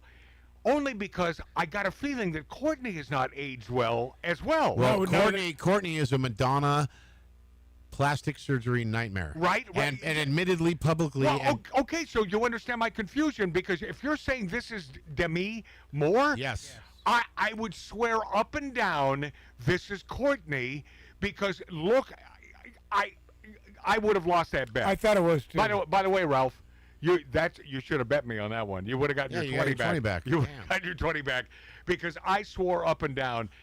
Look at these two side by side, same person. I can't believe that's Demi. It's Demi Moore. Wow. Man, you and I were watching in here one night. I It said, was "Oh, Courtney, it's Courtney." right? Yeah. Yes. Looks exactly like Courtney. I didn't pay attention to the credits or anything, and then Mark looked it up, and it's Wow. Yeah. Had no stinking idea. And Demi, I think the reason is Demi's had the same plastic surgery done as Courtney has. Oh, it's just icky. And it's weird. And she looks awful. You should see her in there's a movie that just came out, The Substance, and it is crazy weird, like not what you expect. Okay. That added a lot to the show. Oh yeah, I'm Back sorry. to- I'm sorry about the show. Back to land. Oh, we're just having a conversation here. Are we here for the show? I thought we were. And I'm wrong most of the time. Hey, So, listeners, I'm I'm sorry. used to it. Nice, Ralph. Back to Landman. Billy Bob. By the way, Marty's still here, Ralph. Billy Bob suffers from a little something that Mark C.G. Boyer suffers from. Narcolepsy? I had. Yeah. He falls asleep. Now, at the drop of a hat. if that is also added upon this other affliction, could be. But I want you to dig this, because I got a kick out of Billy Bob in this quick little interview. Go ahead. I'm as dumb as a bag of hair, but one thing I have, because I grew up with severe anxiety disorder, which I still have. I have severe obsessive compulsive disorder, but I also was severely dyslexic. For some reason, I've always been able to memorize things instantly. It's like, dumb as hell in every other aspect of life, but I can see things. It's almost like a savant thing. I can look at a monologue like that, and I see 2 or 3 chunks. I don't read left to right slowly like most people do. I look at something, I go, oh, okay, it says that. It's almost like some kind of weird science fiction movie where it goes into my head. Now, something tells me, Mark is waving his hand, get right on that mic, but something tells me that Mark, although he does have narcolepsy, and also, what's the dyslexia? Anxiety. He is dyslexia. No, I don't have anxiety. Okay, but because of God that, bless you. can you look at a page and memorize it? Something tells me the answer is no. Not anymore. That you got the bad without the good. Not anymore. Not I don't have a memory. Not since he was a cop. Is it? When I was in. Is anyone buying this? No. I don't have a short-term memory anymore. I can't remember anything 5 minutes ago.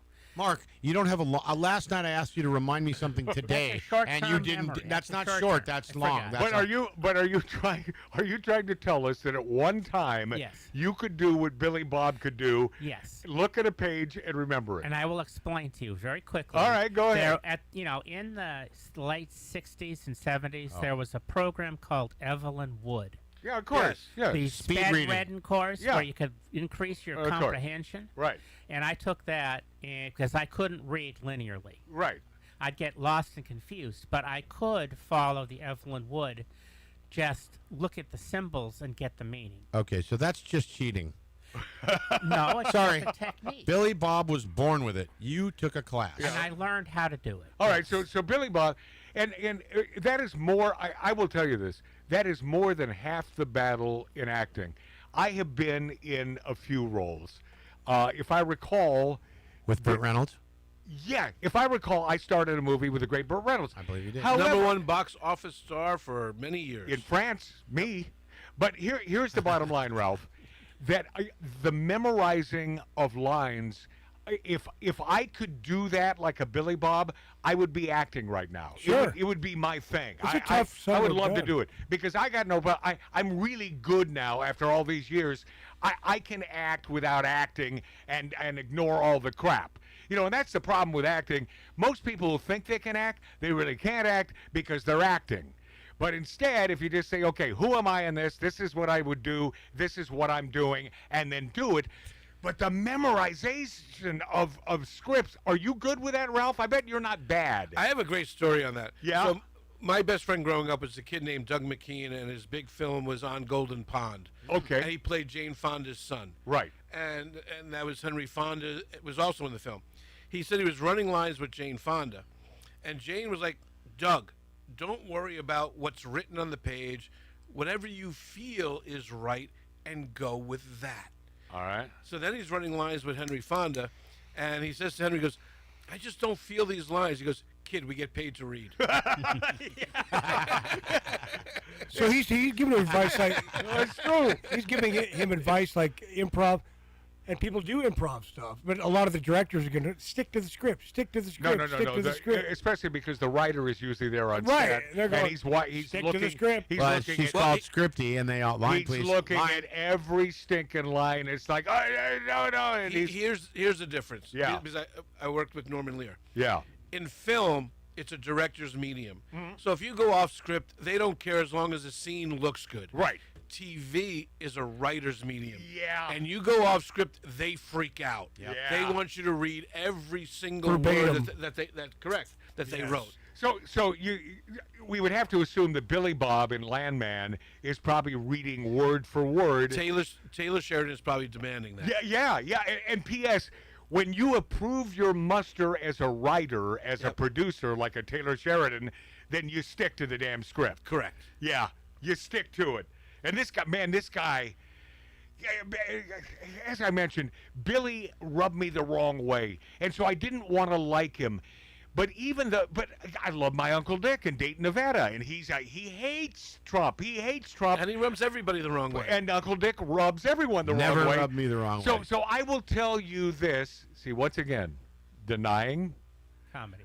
It's like, what? Make it about me, make it about me, make it about me. Oh my God. Wow. Calling the pot kettle. Whoa. What? Wow. How does that work? Wow. Calling the pot kettle black. Oh, I got No, it. he was right. Okay. Exactly right. He's just, all of a sudden he's Yoda. Where's effing Mary? Chime in, Mary. By the way, for those of you who missed that, I got a kick out of it, Mark.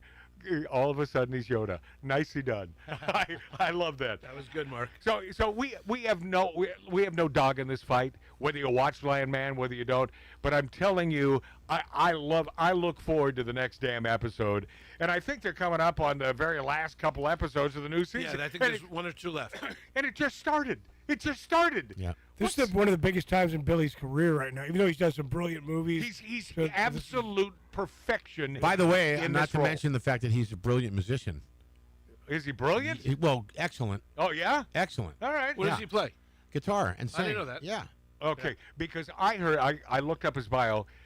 According to the bio, he plays the shoehorn Yes. Well, he has a problem with the footnotes. He does have a real problem with the footnotes. Does he still wear? You read the same damn bio, yes, Ralph? Yes. Does he still wear Angelina Jolie's blood around his neck? Oh, I forgot they were married. He got a little Angelina Jolie. And they wore each other's blood around their necks. Oh, man, why aren't we going to break? Let me tell you something about that Angelina. I don't know if she's a great actress. I really don't. I don't care. She is absolutely stunning. Is she not? Yes. And crazy. I haven't seen her lately. And crazy as hell. Sign me up. And the greatest dad in the world. Greatest dad? Yeah. John Voight. Oh, no. She has the greatest dad. Right. She has the greatest dad in the world. I thought you were calling her the greatest dad. Both of whom went to my alma mater. All right. John Voight did not. Jenny McCarthy. This blew my mind. I thought that Jenny McCarthy was a big lefty. It turns out, no. When we return on Magic Matt's Outlaw Radio, on YouTube, on Rumble, on X, and the finest stations in America. Love you, Wisconsinites. Love comes wearing disguises. How to go about your shoes. Break it down by shapes and sizes. I'm a man who's got very specific taste. You're just my type. All you like policy running. You're just my type. Oh, I think it's time to leave. You're just my type.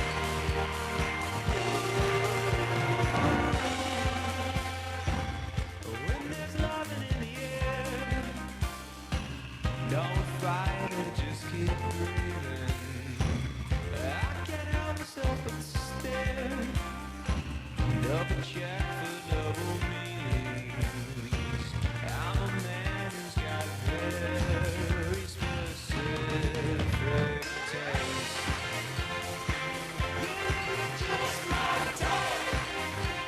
All you like policy running.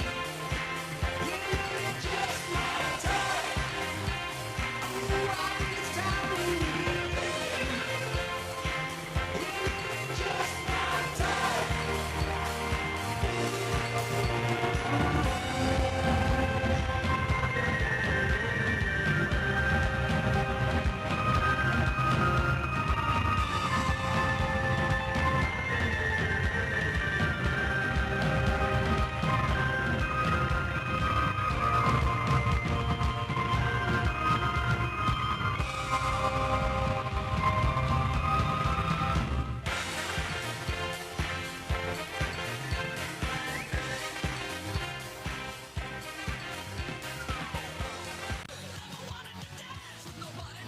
This is Outlaw Radio.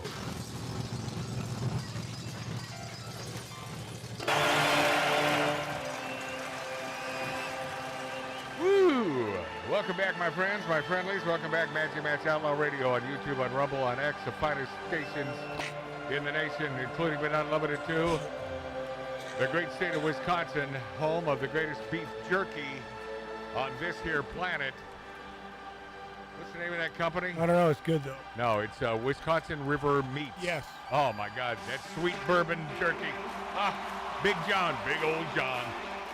Hey, I thought I'd have enough time to get into this Jenny McCarthy story and the fact that Ryan Stiles, you remember the tall man of comedy who was on this show every week for years and years and years? Used to play poker here. Used to play poker. Until Mark Boyer got a hold of him. Yeah, until one fateful day, and Mark C.G. Boyer pissed him off. Well, he was a big fan of Jenny McCarthy. He loved Jenny because they were in the Drew Carey show together. She played a cop. Remember that? Always hot, always fetching, Jenny McCarthy. Always thought, because of some of her utterings over the years, that she was a big lefty. It turns out no, and I'll tell you her association with Charlie Kirk in the next hour when we return. But a couple things I want to get to. First of all, the Gene Simmons of that Kennedy Senator honors, and all the honorees were great. And Tom Cruise turned him down, said, there's some sort of scheduling problem. I don't know. I don't think Tom wanted to be there, right? I don't know about that because Tom's so big he can't be touched. Yeah, He but can he's do what he wants. But he's still looking at the big picture. I mean, come on, he's 2 or 3 years away from becoming God. I understand, but he's still looking at the big picture. Matt, it was a pleasure to be there. Hold on, I'm going to play the real Gene Simmons, Mart, in just a moment. Oh, But that was first, the real Gene one of my favorite scenes from the movie From Hell to High Water. Anybody see that? God, Great what a movie. great Was that a great movie? Yeah. That was simply a great movie. This is the cafe scene where they're both sitting there. Both the sheriffs are sitting there in the cafe, and the old broad comes over, and they're ordering food. I gotta tell you, even if the entire movie sucked, this scene makes the entire 100%. movie absolutely brilliant. Dig this. What don't you want? Pardon? What don't you want? I think I just, You know, I've been working here for 44 years. Ain't nobody ever ordered nothing but T-bone steak and a baked potato. Except this one asshole from New York tried to order trout back in 1987. We don't sell no goddamn trout. T-bone steaks. So either you don't want the corn on the cob, or you don't want the green beans. So what don't you want? I don't want green beans. I don't want green beans either. Steaks cooked medium rare. Can I get my steak cooked That just a... wasn't no question. Iced tea for you boys. Iced tea be great. Iced tea, yeah, thank you, ma'am. Uh-huh. Well, tell you one thing. Nobody's gonna rob this son of a bitch. Jeff Bridges is fabulous. Oh, Jeff Bridges is top notch in this. He's a great actor anyway. Do I have enough time? Do you think I have 2 minutes here? I do. Okay. Barely. Okay, this is Gene Simmons, Kennedy Center Honors, and this is his little interview with, one of the idiot sticks outside who have to, they want to poke the bear. And by the way, he is standing there next to his beautiful bride. I love that gal. What's her name? The blonde gal. Shannon Tweed. Shannon Tweed, yeah. Oh, just absolute food. 1987. All right, go ahead. What's your take on his job performance so far? Are you supportive of the way he's handling the office? Why do you care? Well, I'd be interested to see what you think. And you've known him It's for all nonsense. It's all clickbait. When I was first starting to vote, there used to be a curtain, and you voted anonymously, and you voted your conscience. And nowadays, people want to know who you're voting for. What the fuck business is anybody's? It's none of your business. That's why every person, one vote makes the difference. And you guys inflame the situation by asking people, so, who did you vote for? Who are you for? Why do you care who I like and who I don't like? I'm nobody. I stick my tongue out for a living. I would do that now, except the floor's dirty. No, don't ignore that. That was very funny. What is the most excited? What are you most excited about tonight? I have a hot chick with me, and I'm set. I love Gene Simmons. Oh, I love it. Big hour coming up, my friends. Thank you for being there. I know you have a choice. Obviously, you have a choice. Grab another frosty beverage, maybe some eggnog, maybe a good old Wisconsin old-fashioned, and maybe a little nibbling of a coup d'etat. When we return, Magic Matt's Outlaw Radio on YouTube, on Rumble, on X, and the finest stations in America. Thank you for being there. Wait a minute. Fill my cup, put some nigga in it. Take a sip, sign the check. Julio, get the stretch. Right to Harlem, Hollywood, Jackson, Mississippi. If we show up, we gon' show out. Smoother than a fresh drop skipping. I'm too hot. Call the police and the fireman. I'm too hot. Make a dragon wanna retire, man. I'm too hot. Bitch, say my name, you know who I am. I'm too hot. And my band about that money. Break it down. Girls hit you, hallelujah. Girls hit you, hallelujah. Girls hit you, hallelujah. Cause Uptown Funk don't give it to you. Cause Uptown Funk don't give it to you. Cause Uptown Funk don't give it to you. Saturday night and we in the spot.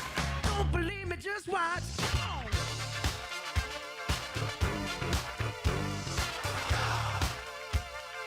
Don't believe me, just watch.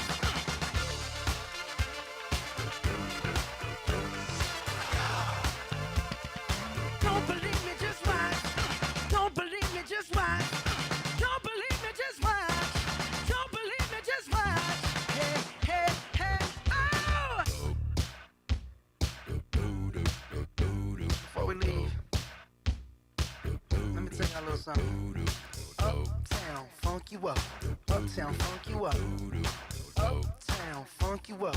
Uptown, funk you up. I said uptown, funk you up.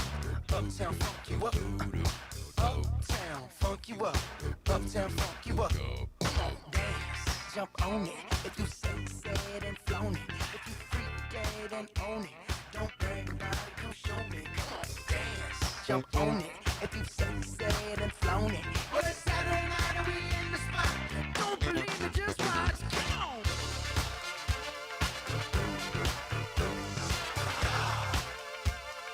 Don't believe me, just watch.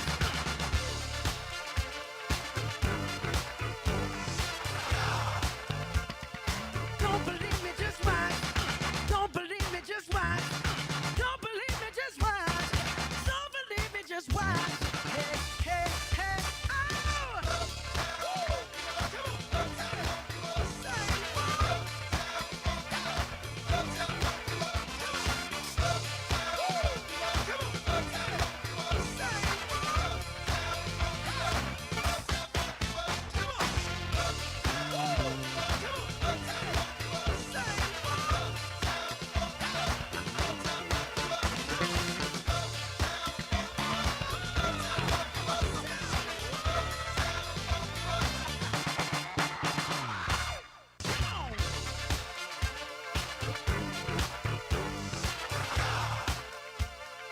Don't believe me, just watch.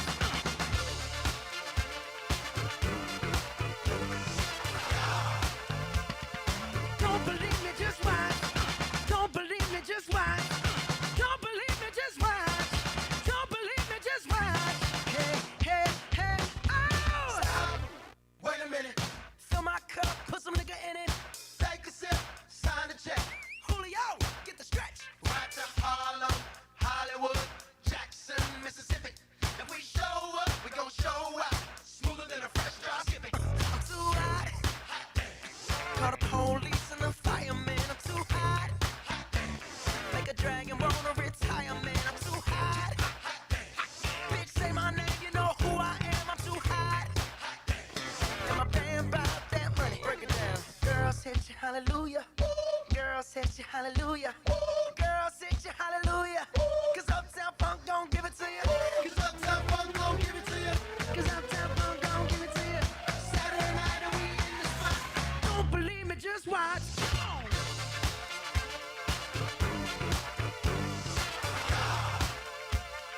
Don't believe me, just watch.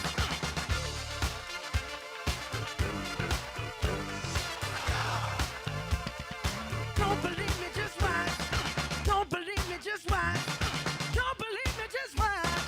Don't believe me, just watch. Hey, hey, hey, oh!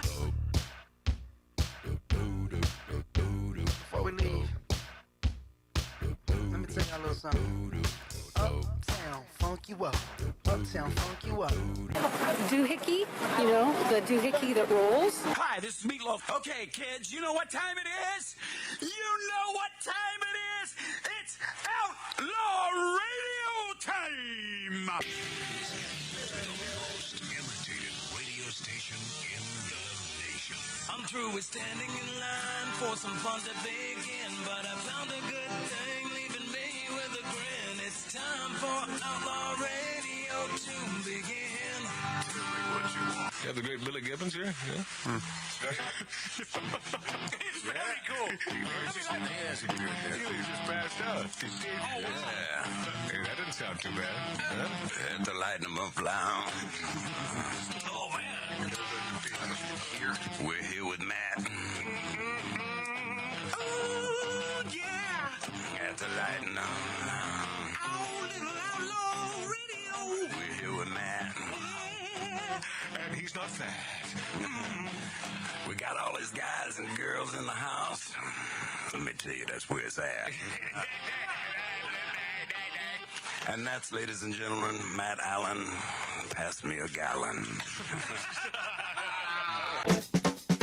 All right. Before I jump into a little jelly roll, and actress Jenny McCarthy, now that's a gal I would jump into. says that Charlie Kirk helped her devote her life to Jesus Christ. How about that from Jenny McCarthy? That means I have no shot. What? You have no shot with Jenny? Not now. All right, we'll get to Jenny in just a moment and Jelly Roll. But the beginning of the show today, I wanted to pay homage to my good buddy, a.k.a. Paul Christie, a.k.a. Eric Paul Stelgis, a.k.a. He's got another a.k.a. Eric Chase? Henry Miller. Yeah, I was going to get, Henry Miller. Oh, Henry Miller. Yeah, Henry Miller. Great writer. When he was a baby DJ, getting started there at KYNO, a classic, what they called Drake radio station, which was Top 40. Paul Drake sort of invented Top 40, and Kino in the middle of California. So, give or take a couple to 250 miles from us here in the San Fernando Valley, spitting distance from Hollywood, which is right over there where all the miscreants live, and they dress up like weird characters in front of Grauman's Chinese Theater. It's stinky costumes. Stinky. Very stinky, and they want you to take a picture with them, and then they pat you down for about 20, 30 bucks. Yeah. Don't do it. Now, here's the thing. Unless you see a Darth Vader costume, that's me. Now do pay out. Oh, look, it's Superman. Superman. No, the boy. Superman. The boy needs a dozen eggs. For the love of God, if you see a Darth Vader outfit on Hollywood Boulevard, would you please? Yes. Yeah, that's me. Give the guy some money. That would be. I have a question on this whole top 40 thing. Well, I have a question on the whole Darth Vader thing. By the way, it's my side hustle. Yes, Ralph? Okay, you guys talk about hitting the posts. Yes, which you talk up the song and then get into it as soon as. But here's the thing, Ralph. If you do that and it's just a bunch of stupid words in order with no timing in order to stop talking before they start singing, then that's mere stupidity. If you use that post, which is right before they start singing, as a punchline to whatever you're doing in the intro of that song, then that, my friend, is called radio art, which is gone today. Fantastic. My question is, is it innate? Is it a gut feeling? Or are you watching a clock? No. For me, absolutely innate. I was never watching a clock. There are some who do, but it's a rhythm thing, and I think I picked that up from my father being a musician. Well, you actually liked the music you were playing, also most of it. Well, but not all of it. But yes. But you knew it. But the point is, yes, I would know the song but the rhythm. Even without hearing a song, not one to boast, I could hit the post knowing where they would come in singing. Mark C.G. Boyer. Over the last 20 years or so, Yeah. I've lost count of the number of times a song would be playing in the car. Right, we're driving along, And you would say, 8-second intro. yeah. I know these things. And by the way, useless info these days, but it's info that is in my noggin. And there was a time when it was important. And I'll go back to that time with Paul Christie, a.k.a. the great Eric Chase, on KFRC in San Francisco, who ghosted me today. Ghosted me, but yet I'm still on his side because, he knew me when I was a little baby DJ. Maybe he's doing a 2-hour and 47-minute intro. KJ. Could be. It's a possibility. By the way, you just described Stairway to Heaven. two songs, Stairway to Heaven and Layla. Well, how about Love Lies Bleeding, Funeral for a Friend? And 3 songs, yes, Love Lies Bleeding. Yes, he may still be talking that. Come on, Kansas Roundabout. That's not Kansas. It's called Yes. Yes. Oh, my God. Oh, God. I thought you were a musician. Do you, Mart? My brother Mart. Yeah, that's what he wanted us all to think. So, Mart. Stop it. So you want to give Dave, our producer, Can't Do Dave, an excuse to come at you. You go out of No, I did it because I'm not thinking right. My back screwed up. I've been sleeping all day. Hey, you know what? Dave can kiss my I got a little violin playing for you. Okay, stop. Here we go. I'm going to bring you back to the days when Top 40 was cool, when we had really great people. Not all of them. There were a lot of puking dish you talk like this, and then they'd never say anything, but they would. And then talk over the music. They'd stop talking, over the music, but right before they'd start singing, and it made no sense. But this guy was a master. The great, it's 6:20, by the way. We'll go to cut 2. Still paying homage to the man that ghosted me, one of my mentors, the great Eric Chase, on the greatest radio station that ever existed in top 40 radio in America. And, you know, there were folks, when I was a little baby DJ in Provo, Utah for a short time, we had a consultant, and he said, you know, I'm going to get you guys so good you'll be working at WABC. And I thought to myself, that's the last place I want to work, because WABC, love it or hate it, a lot of puking disc jockeys who talk like this. And that was that's New York City. You know, that's the creme de la creme. New York City? Yeah, but the best top 40 radio station, San Francisco, KFRC. This, my friends, you know, it's a shorty. I know that not everyone is enthralled with top 40 and radio the way I am. You know, that's my thing. But I hope you'll understand how good this man is, Eric Chase. KFRC with Carly Simon, and you're so vain that you can spend 3 hours in the bathroom every morning shaving, but actually, what's that hum? KFRC. Pause. That's something you can't get away with today. No. That's something you can't get away. You get away with it when I was in top 40 radio through the latter 90s. You get away with it. I could get away with damn near anything. but that's we'll start this from the beginning because it's a quickie. But this is the brilliance of having someone, and you're driving in your car, a hard day's work, coming home. You want to be lifted. Here we go. KFRC with Carly Simon, and you're so vain that you can spend 3 hours in the bathroom every morning shaving, but actually, what's that hum? KFRC and Carly. Love them lips. I'd like to stretch them. Baby. I can really dig that Carly Simon exists, because I always had this bizarre interest in Jagger's lips. Being male, I couldn't express it, uptight about my sexuality. But now that Carly's on there, man, a new album cover, ooh. I hung it up in the bathroom, man.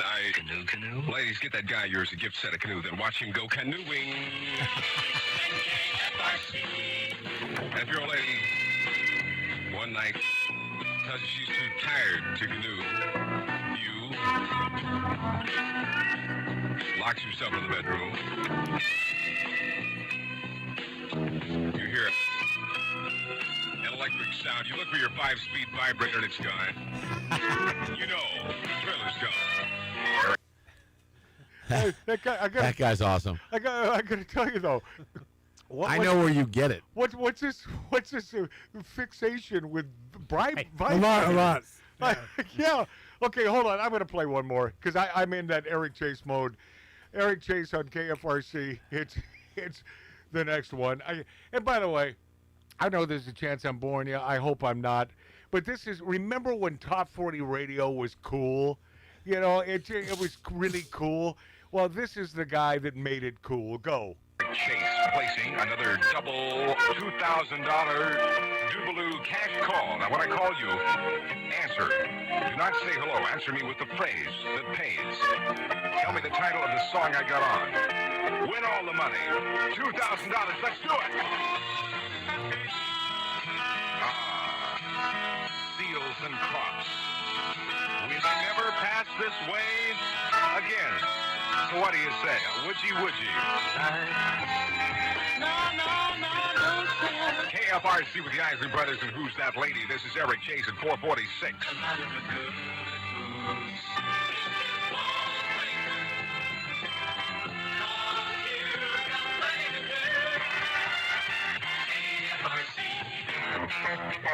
KFRC and the Intruders with a song I'm retitling I'll Always Love My Money.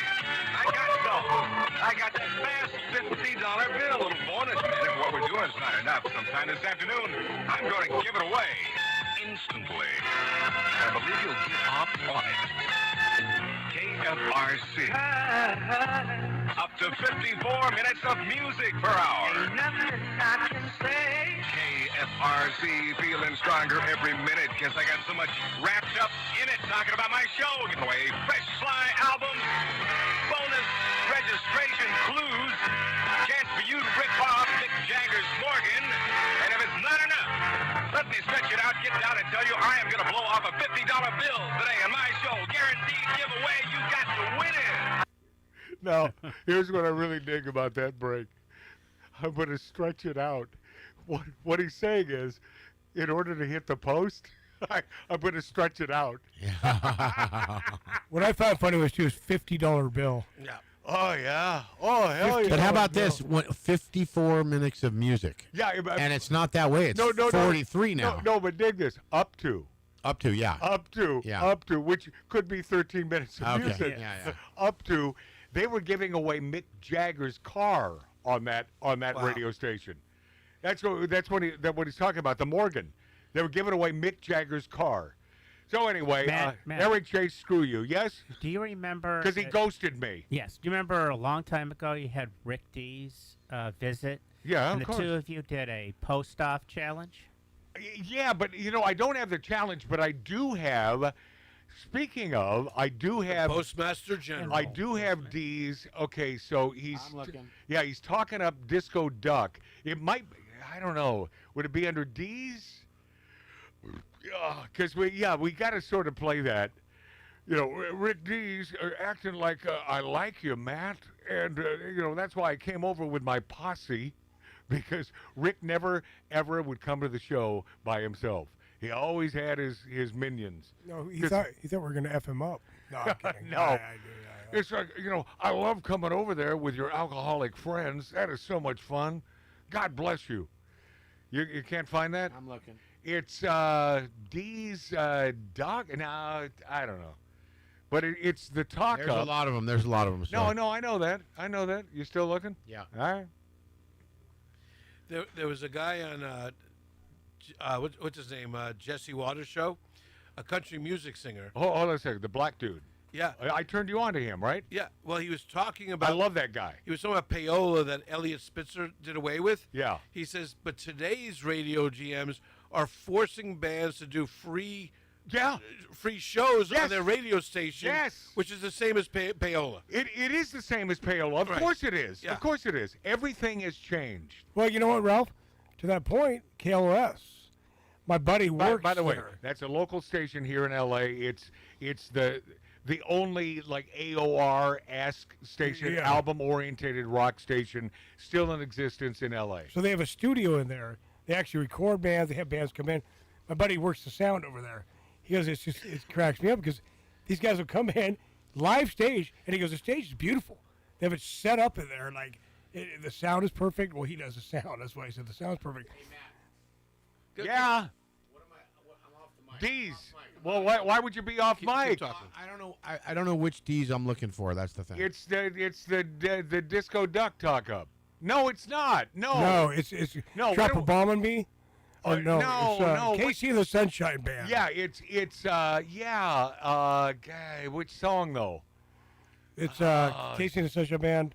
By the way, we can go long in this hour Ba, ba, because for the beautiful terrestrial station, I'm gonna have to do some editing. So this is for you. I know you're thinking, oh, so you're putting us through this because we're watching you live. Okay, yeah, a little bit.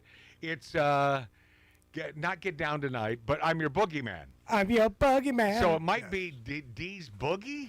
I think I did see that. Okay, yeah. So that and it's I have one that's bleeped. Got it. Oh, okay. Here we go. Rick D's and Old Magic Matt on Outlaw Radio so many years ago. Oh man, he hated it. Turn it up. Now, as we go to break, the great Rigdon D's, aka Rick D's in the morning. This is a very long intro, so there are many posts. This is an extended version, so good luck and take us out on Outlaw Radio. Oh wow! I don't even know the hit yet, but yeah, you do. Hold on. No, it's tough. It's tough because you wouldn't kind of know it yet. Hold on just a second. Hold on. Slap me inside my head now. Hold on. Casey and the Sunshine Band. I'm your boogie. Yeah. Okay. Okay, wait a minute, hold on a second. I'm your boogeyman. That's what I am.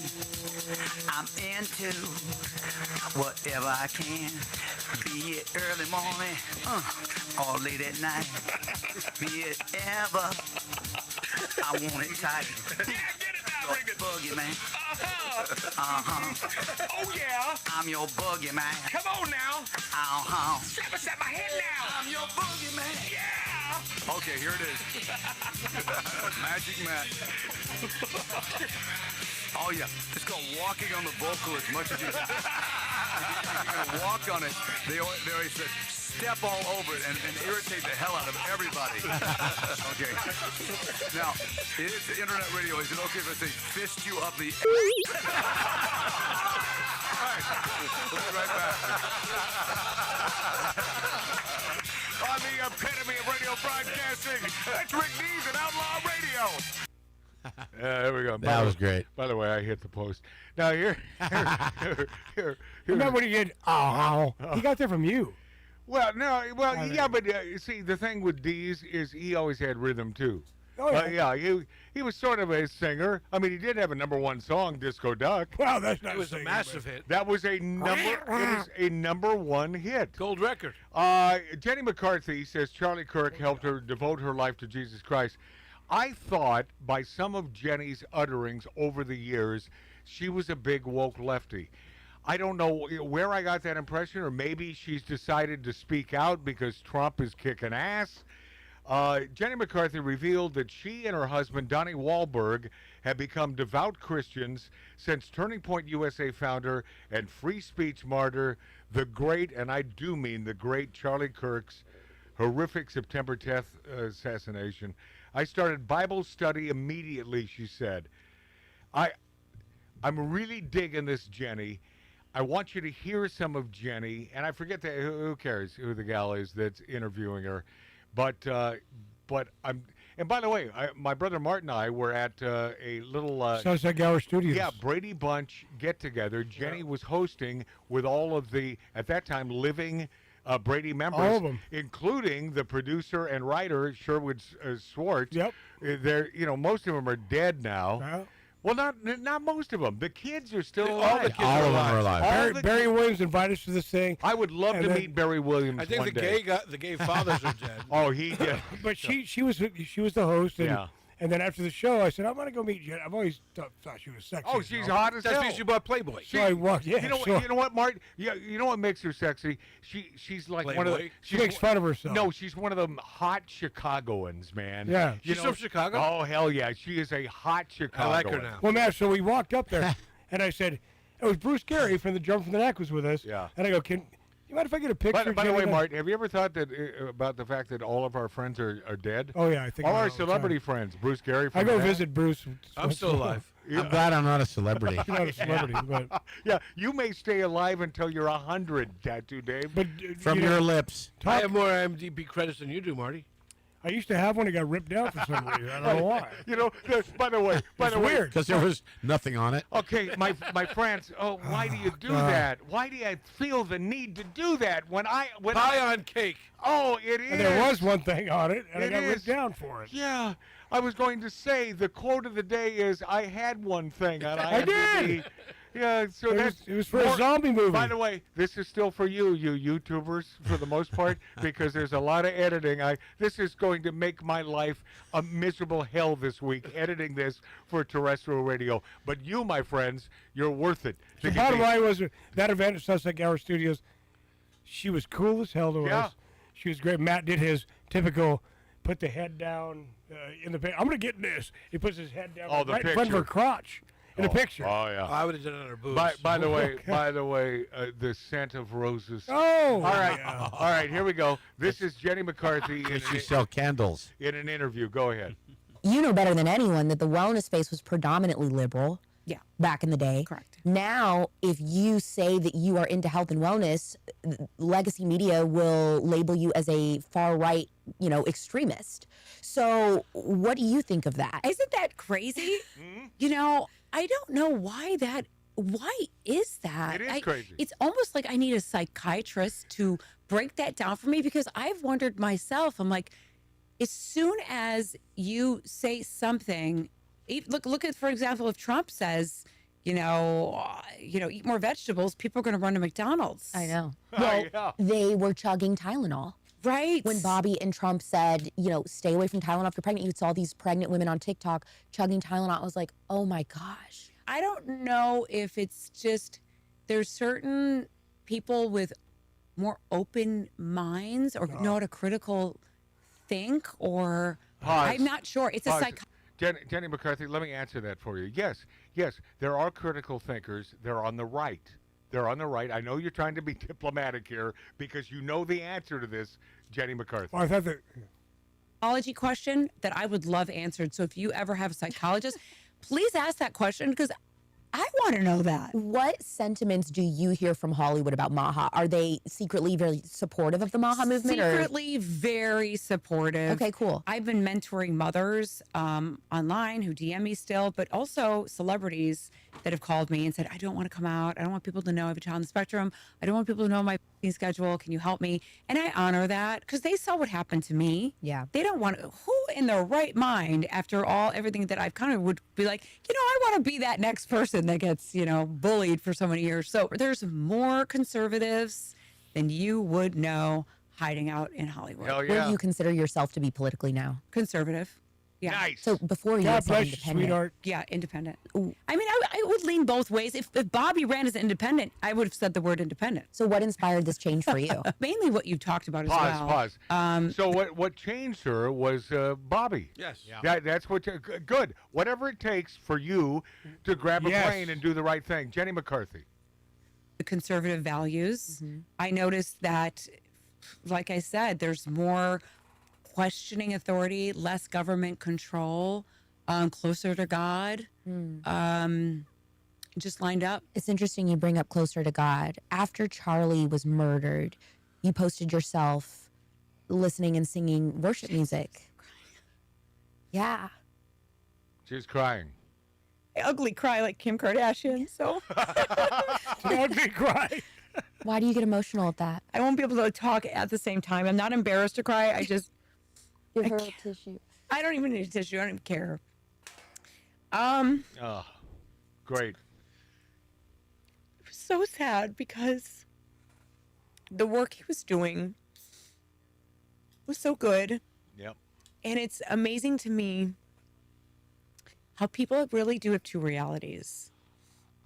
Because there's a certain group of people in the world that were fed only one narrative of Charlie. And they really, to be fair to them, they didn't see the other side. They were fed Pause. one. I don't know if it's being fair to them.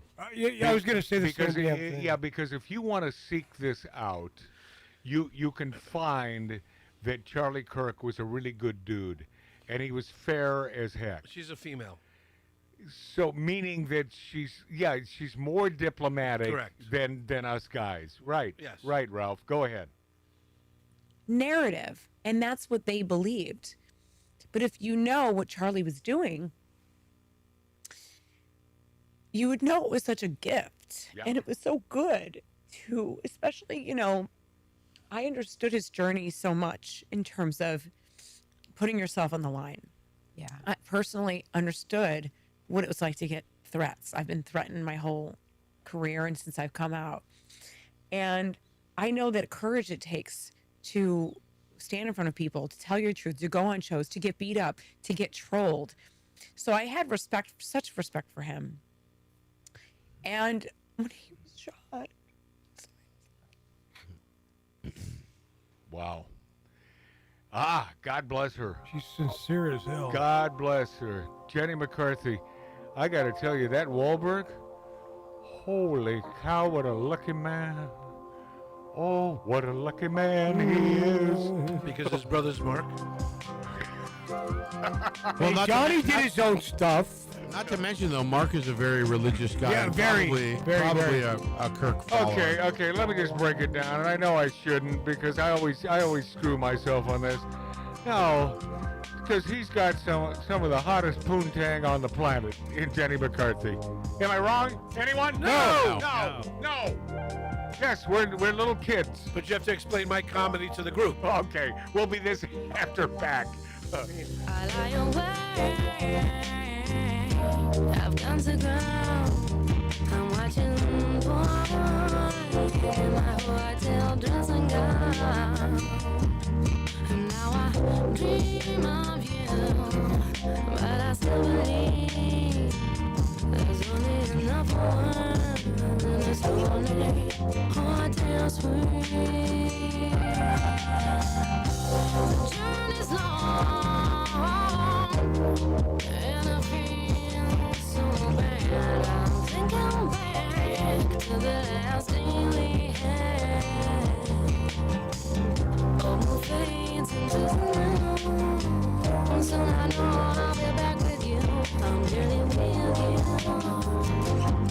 I'm nearly with you. When I'm weak, I draw strength from you. When you're lost, I know how to change your mood. And when I'm down, you breathe life over me. Even though I'm not apart, we have a chance.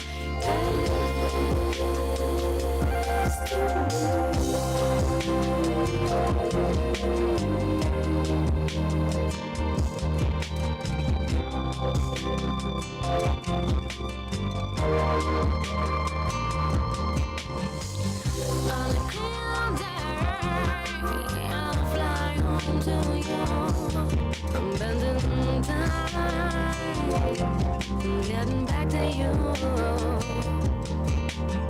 Open fades into the night, and soon I know I'll be back with you. I'm nearly with you. I'm nearly with you. When I'm weak, I draw strength from you. And when you're lost, I know how to change your mood. And when I'm down, you breathe life over me. Even though we're miles apart, we are each other's destiny.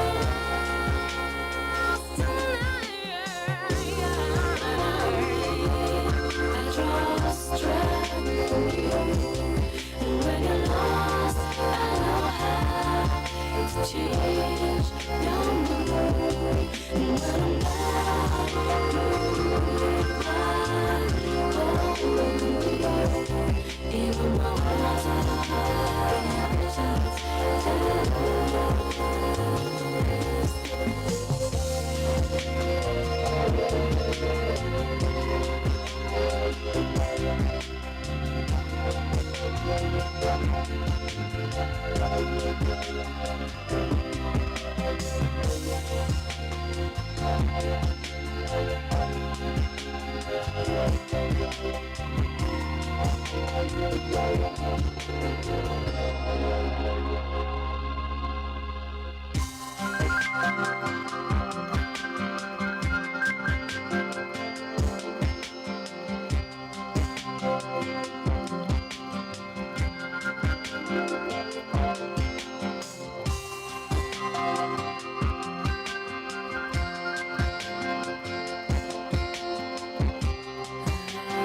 Arbitron and search rated #1.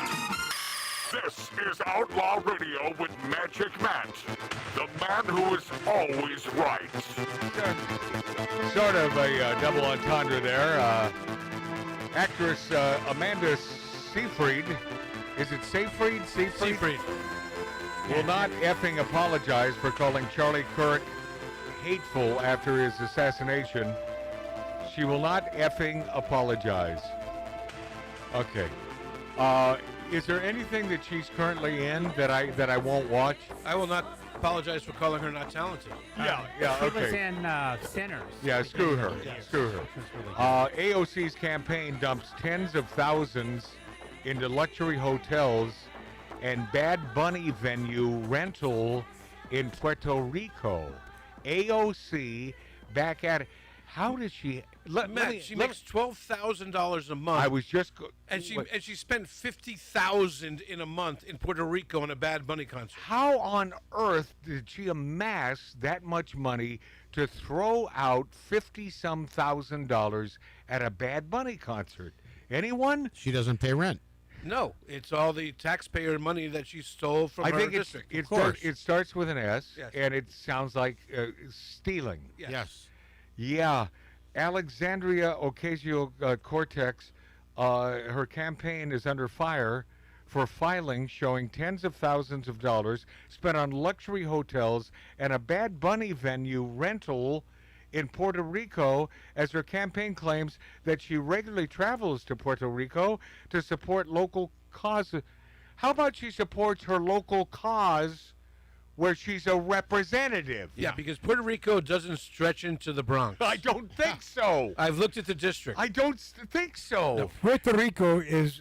But maybe I'm missing something. What has she done for her area of New York? Oh, that's easy. What? She canceled the Amazon jobs there, which was going to give 25,000 jobs. 25,000 people? Yes. Gigs? 25,000 jobs paying 80,000 or more. Oh, okay. So that's what she did. Yeah. So, Why did she do that? So it's all because positive. Amazon is bad.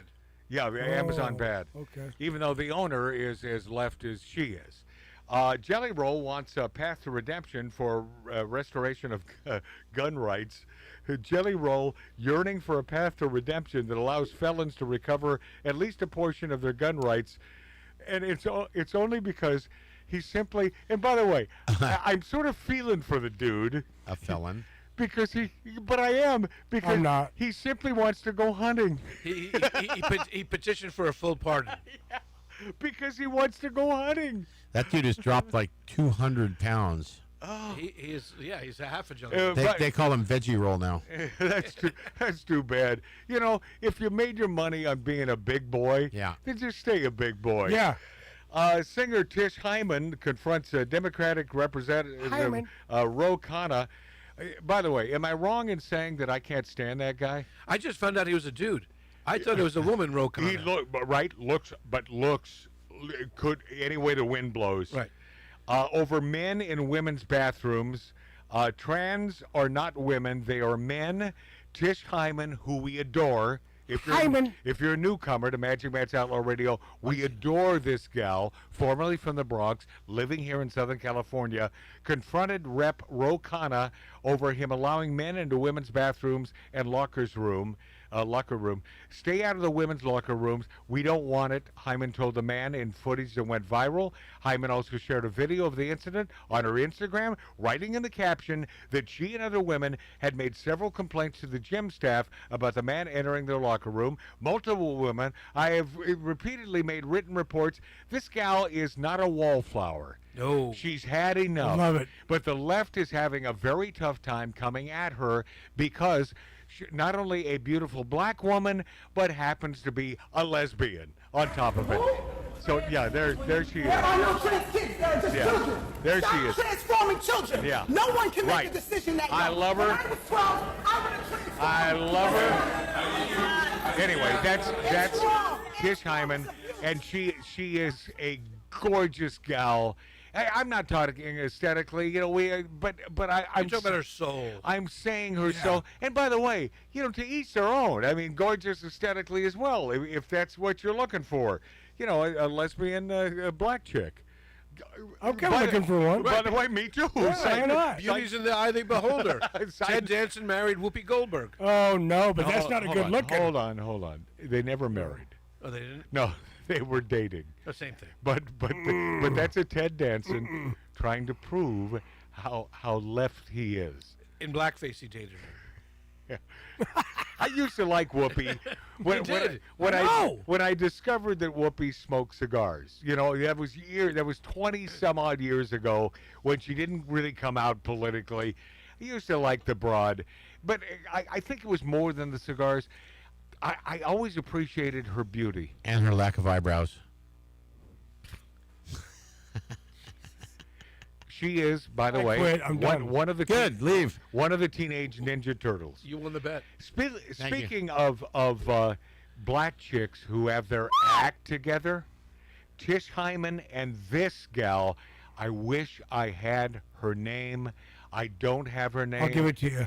What's her name? Nicki No, I'll Minaj. give it to you. I'll find it because Well, that's not going to help. I've been our following her for a long That's time. not going to help our listener. But this gal, hot as hell. It doesn't matter. I point that out because we're honest on the show. She has the cornrows. Never really understood that because I always think they got to be stinky, right? I mean, because that and dreadlocks. I've never liked the dreadlocks. right, either. because stinky. They got to be in there for a while, right? I mean, God, yeah. If you spend that time putting the cornrows in, but man, this gal has her act together. I love her dearly. You got that right? Yes, sir. Okay, I want you to dig what this chick is spraying. Hi, y'all. Did y'all hear what Trump said? Because I ain't stopped laughing since. This is hilarious. Check this out. I don't want them in our country, I'll be honest with you, okay? Somebody say, oh, that's not politically correct. I don't care. I don't want them in our country. Their country's no good for a reason. Their country stinks. It's just the way he came out and just like said it. All jokes aside, they come over here and wave flags and have so much pride in a country that they don't even want to go back to. And I feel like it's disrespectful being on American soil while representing your country like it's so great, but you don't want to live there. Nice. It needed to be said. So if this offends you, you can go back with them. Okay? And we don't want them in our country. I can say that about other countries too. I can say it about other countries too. We don't want them to hell. We have to rebuild our country. You know, our country's at a tipping point. Yes. We could go bad. We're at a tipping point. I don't know if people mind me saying that, but I'm saying that we could go one way or the other. And we're going to go the wrong way if we keep taking in garbage into our country.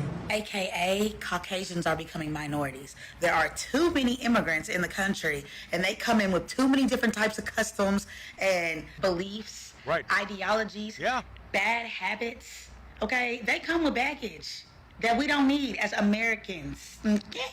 Elon Omar is garbage. She's garbage. Her friends are garbage. My mama always told me not to say nothing if I ain't have nothing nice to say, okay? She told me to keep my mouth closed, but I didn't say it, Trump did, and I completely 100% agree. These aren't people that work. These aren't people that say, let's go, come on, let's make this place great. These are people that do nothing but complain. They complain. And from where they came from, they got nothing. AKA, you should be grateful that you're laying on soft mattresses and not dirt hut floors, okay?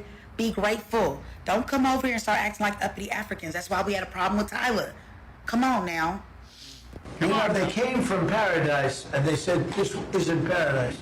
But when they come from hell, and they complain, and do nothing but bitch, we don't want them in our country. Let them go back to where they came from and fix it. See, this is what common sense looks like. Democrats let these people into the country thinking, oh, we about to get more votes. Meanwhile, destroying our country. It's like if you give a crackhead $1 million, they still gonna be a crackhead at the end of the day, and they're gonna be broke again in a year. They're dead because they OD'd. You cannot just take people from pure poverty and give them royalness, because look what they do. But I digress. Y'all stay beautiful, stay blessed, and stay prosperous. Your girl is out. I love it. I love that gal. I also don't think she knows what AKA means. Okay. You know she does. But do people forget? God bless her, man. Yeah. Do people forget about Somalia? Do they forget about Black Hawk Down? What the movie was about, when the soldiers are pissing on American soldiers in the streets? Wasn't Ryan in that? That was Somalia. And no, it was Ryan Stiles was Ryan Stiles was in Black Hawk Down. He was in Black Hawk Down. I think you were in that. I think we all were. Richard Tyson. Right, Yeah, you were in it. We were all in that. Yeah. By the way, Joy Reid posted a video about how Jingle Bells is racist. Oh God. No. Yeah. Although it provides no evidence, Joy Reid still sent a video to her 1.3 million social media followers. Boy, those are folks I don't want to meet. That's a whole lot of them. That claims Jingle Bells is racist. Nothing in the video substantiates this claim. Nothing. The fact that Jingle Bells composer James Lloyd Pierpont fought for the Confederacy during the Civil War doesn't make Jingle Bells racist, nor does the fact that apparently that he was a good writer. Hoping that Jingle Bells is racist doesn't make it so. Wow. Joy Reid, man. He wrote that to make money.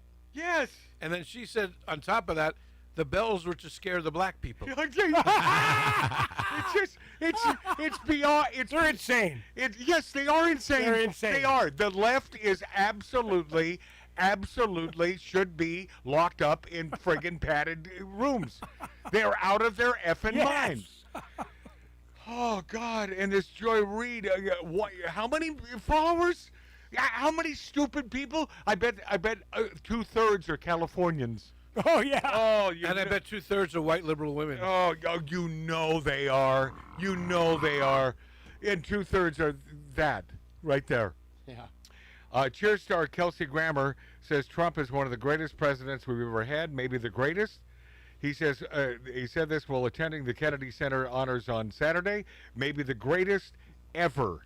Love you, Kelsey Grammer. Absolutely. By the way, love your home in Malibu. What a great party. Oh, that was that was one. You told me that was a great party. That was one of the great parties. Wasn't he a all time. founder of Friends of Abe? You bet your ass. He and that gal and Gary Sinise. Yeah, and Gary. But the gal from the sitcom, I can never think of her name. Always found her. Heaton. Yeah. Deborah. Deborah. Patricia Heaton. Patricia, yeah. Patricia Heaton. She's probably 5'1". Oh yeah. And I love She's her. awesome. And she was there too. Awesome. What a great gal. Hey, we have a new sponsor on the show. It's 3:40, Dave. 3:40. We have a new sponsor just in time for the holidays. And God bless you for supporting Magic Matt's Outlaw Radio on YouTube, on Rumble, on X. By the way, follow us and subscribe to us, and put a comment or two, especially after the show is over. That helps our algorithms, which for some reason something I have to deal with. But here we go, our new sponsor. I'm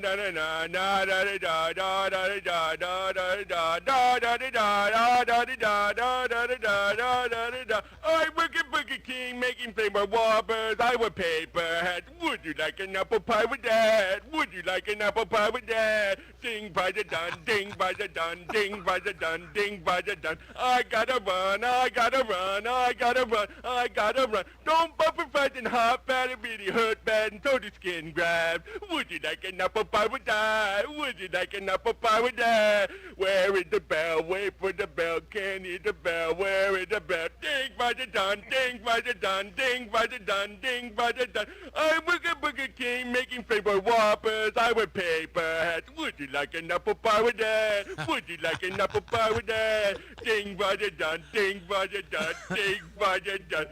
Ding by the dun. I think this sort of dovetails with Marjorie Taylor Greene on The View. It's 8:27, Tattoo Dave. And I think you'll see that somehow these two fit together. Enjoy. You've been saying you're retarded for many, many years now. You know, with all the Jewish space lasers and all that shit. But what changed, Marjorie? What made you realize you were retarded and finally become a Democrat like the rest of us retards? Well, to be honest, I guess one day I just woke up, you know, like I literally woke up and I was like, well, Republicans don't want me anymore because I'm a treasonous piece of shit. So what are my other options? You know, what am I really good at? And I realized I'm actually quite good at being a retard. So I decided then and there that I was going to come on The View with the rest of you retards and finally become a Democrat retard just like you. Oh, yes.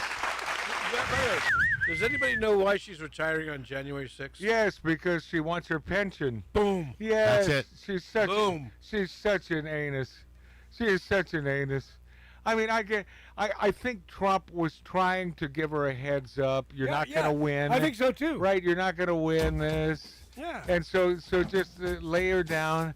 But thought he was being cool about it. well, you know, I mean, who knows what really happened? But that's sort of the sense that I get.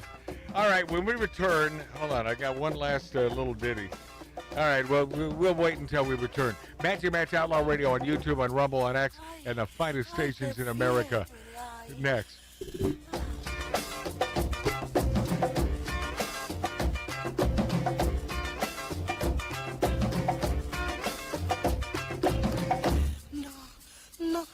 No, I.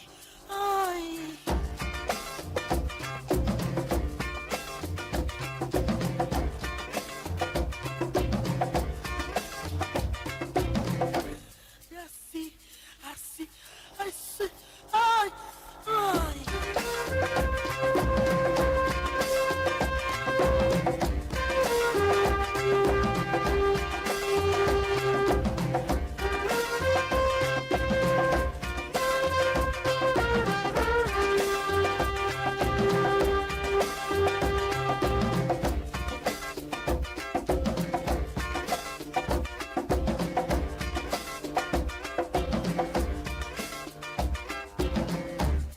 Suave, no.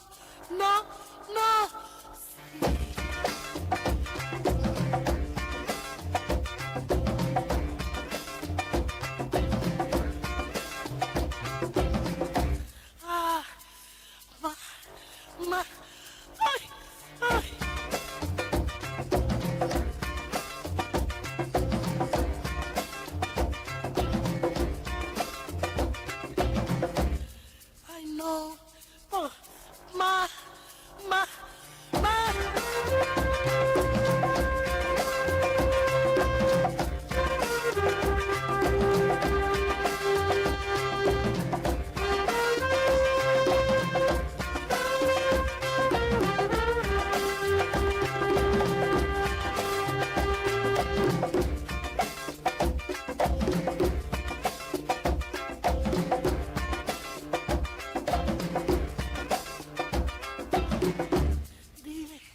Dime.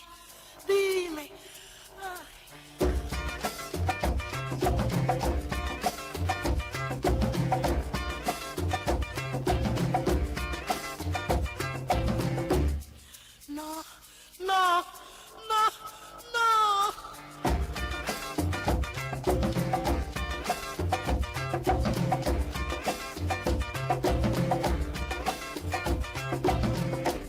Suave.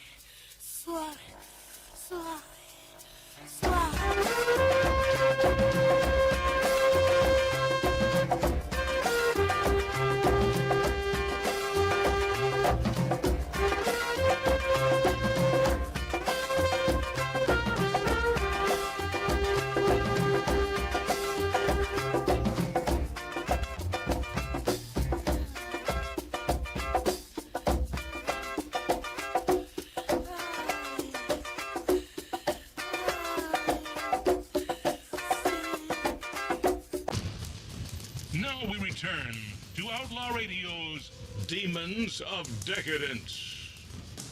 Yeah. God bless him. One of the recipients of the Kennedy Center honors, the great Sylvester Stallone. Love that new show of his. Tulsa King. Love it, man. It's good stuff. Says, without a doubt, J.D. Vance can succeed Trump's movement. Golden Globe winner Sly Stallone offered firm praise for Vice President J.D. Vance during a recent interview. You know, at the honors, they're always trying to start a little fire there on the walk. They're always because these reporters can't help themselves. They got nothing interesting to ask. And he said, describing the former Marine and best-selling author as a genuine, compelling figure poised to carry forward the political movement launched by President Donald Trump. That's Sly Stallone. Good man. Oh, good conservative. By the way, he brought his brother Frank as his +1 to the Poor Frankie. Are you saying that as a joke? Nope. You did. No, that's true. He brought him? Yes, if you look at the photos, it's Sly and Frank. He takes care of his brother. No, he does. He's a good boy. He's a good boy. Taking care of that no talent Frank. Well, he's a good guitar player. I will say that about Frank. Good? Yeah, he's good. What about his voice? Spectacular. Okay, I guess everyone forgot about a big hit called Far From Over. Oh, no. Rosie O'Donnell's therapist told her to ignore Trump for 2 days. She only lasted 2 hours. She unable to heed even advice from her own therapist. And she said she tried detaching from her hatred of Donald Trump, but just couldn't do it. And I don't know if I ever played this because I don't remember this one, but this is Bill O'Reilly with Rosie, and it's a short one, but I really got a kick out of this. Bill and Rosie together. What Donald Trump is doing is trying to become an authoritarian, a dictator, and he is the worst thing that ever happened to this nation. And I totally disagree with you saying that he didn't have anything to do with the insurrection, that he didn't instigate it, plan it, demand it of his fans, because he did, Bill. Rosie, with all due respect, you are not going to be successful saying that democracy is on trial and anybody who supports Donald Trump is a fascist. You're not. And my freedom was not impeded one iota during the Trump administration. And I don't know any broadcaster's freedom who was. You still have The View on every day, pounding Trump into pudding. Nothing happens. All the working people I know were better off under Donald Trump, so there wasn't any economic consequence. So I really don't know what the hyperbole is. That's bull. And that's why I reject it. That's bull. That's bull. That's bull. This is the same gal that said this. Silence? No, I really thought I that didn't he would, have it in. I really didn't thought have that it he in. would see that and I say, would've went okay, I'm going to punch that in. That's a good prediction. I really thought he would that time. Go ahead. I do believe that it is the first time in history that fire has ever melted steel. I do believe that it defies physics for the World Trade Center Tower 7, Building 7, which collapsed in on itself. It is impossible for a building to fall the way it fell without explosives being involved. World Trade Center 7. World Trader 1 and 2 got hit by planes. 7, miraculously, the first time in history, steel was melted by fire. It is physically impossible. Physically impossible. Unless you ask Andrew Carnegie, who ran a steel melting Well, plant. Ralph, unless you ask me, yesterday, I was on the job site. Yeah? I had to melt some steel. You did? With a acetylene torch. Really, Was, Mart? was that fire? Mart, no, you Yes. thought you did that Oh. because it's physically impossible. Physically impossible. My thanks to Tattoo Dave. I like fruitcake. So you're digging the fruitcake? I tasted it. It wasn't that terrible. All right, well, that's my gift to you. Merry Christmas. To 2.5 pounds? To my Jewish friend, Tattoo Dave. My brother Mark. Marty. Merry Christmas to Ralph O'Neill from the Bronx. There you go. Mark C.G. Boyer. Tea and happy Hanukkah Happy- to all the bagel Hanukkah. buddies. Happy Hanukkah, my friends. And my buddy out there slaving over hot coals. He's not even barbecuing. I don't know why he does this, but my bud, Billy Dilly, a good old Marine, hoorah. My mom and dad love you dearly, and I love this gal, Alexandra, a million times around the earth. And how about that? How about that marriage thing? How's that treating you? Milt Larson, love you. I'm Magic Matt. Don't forget, bumblebees can't fly.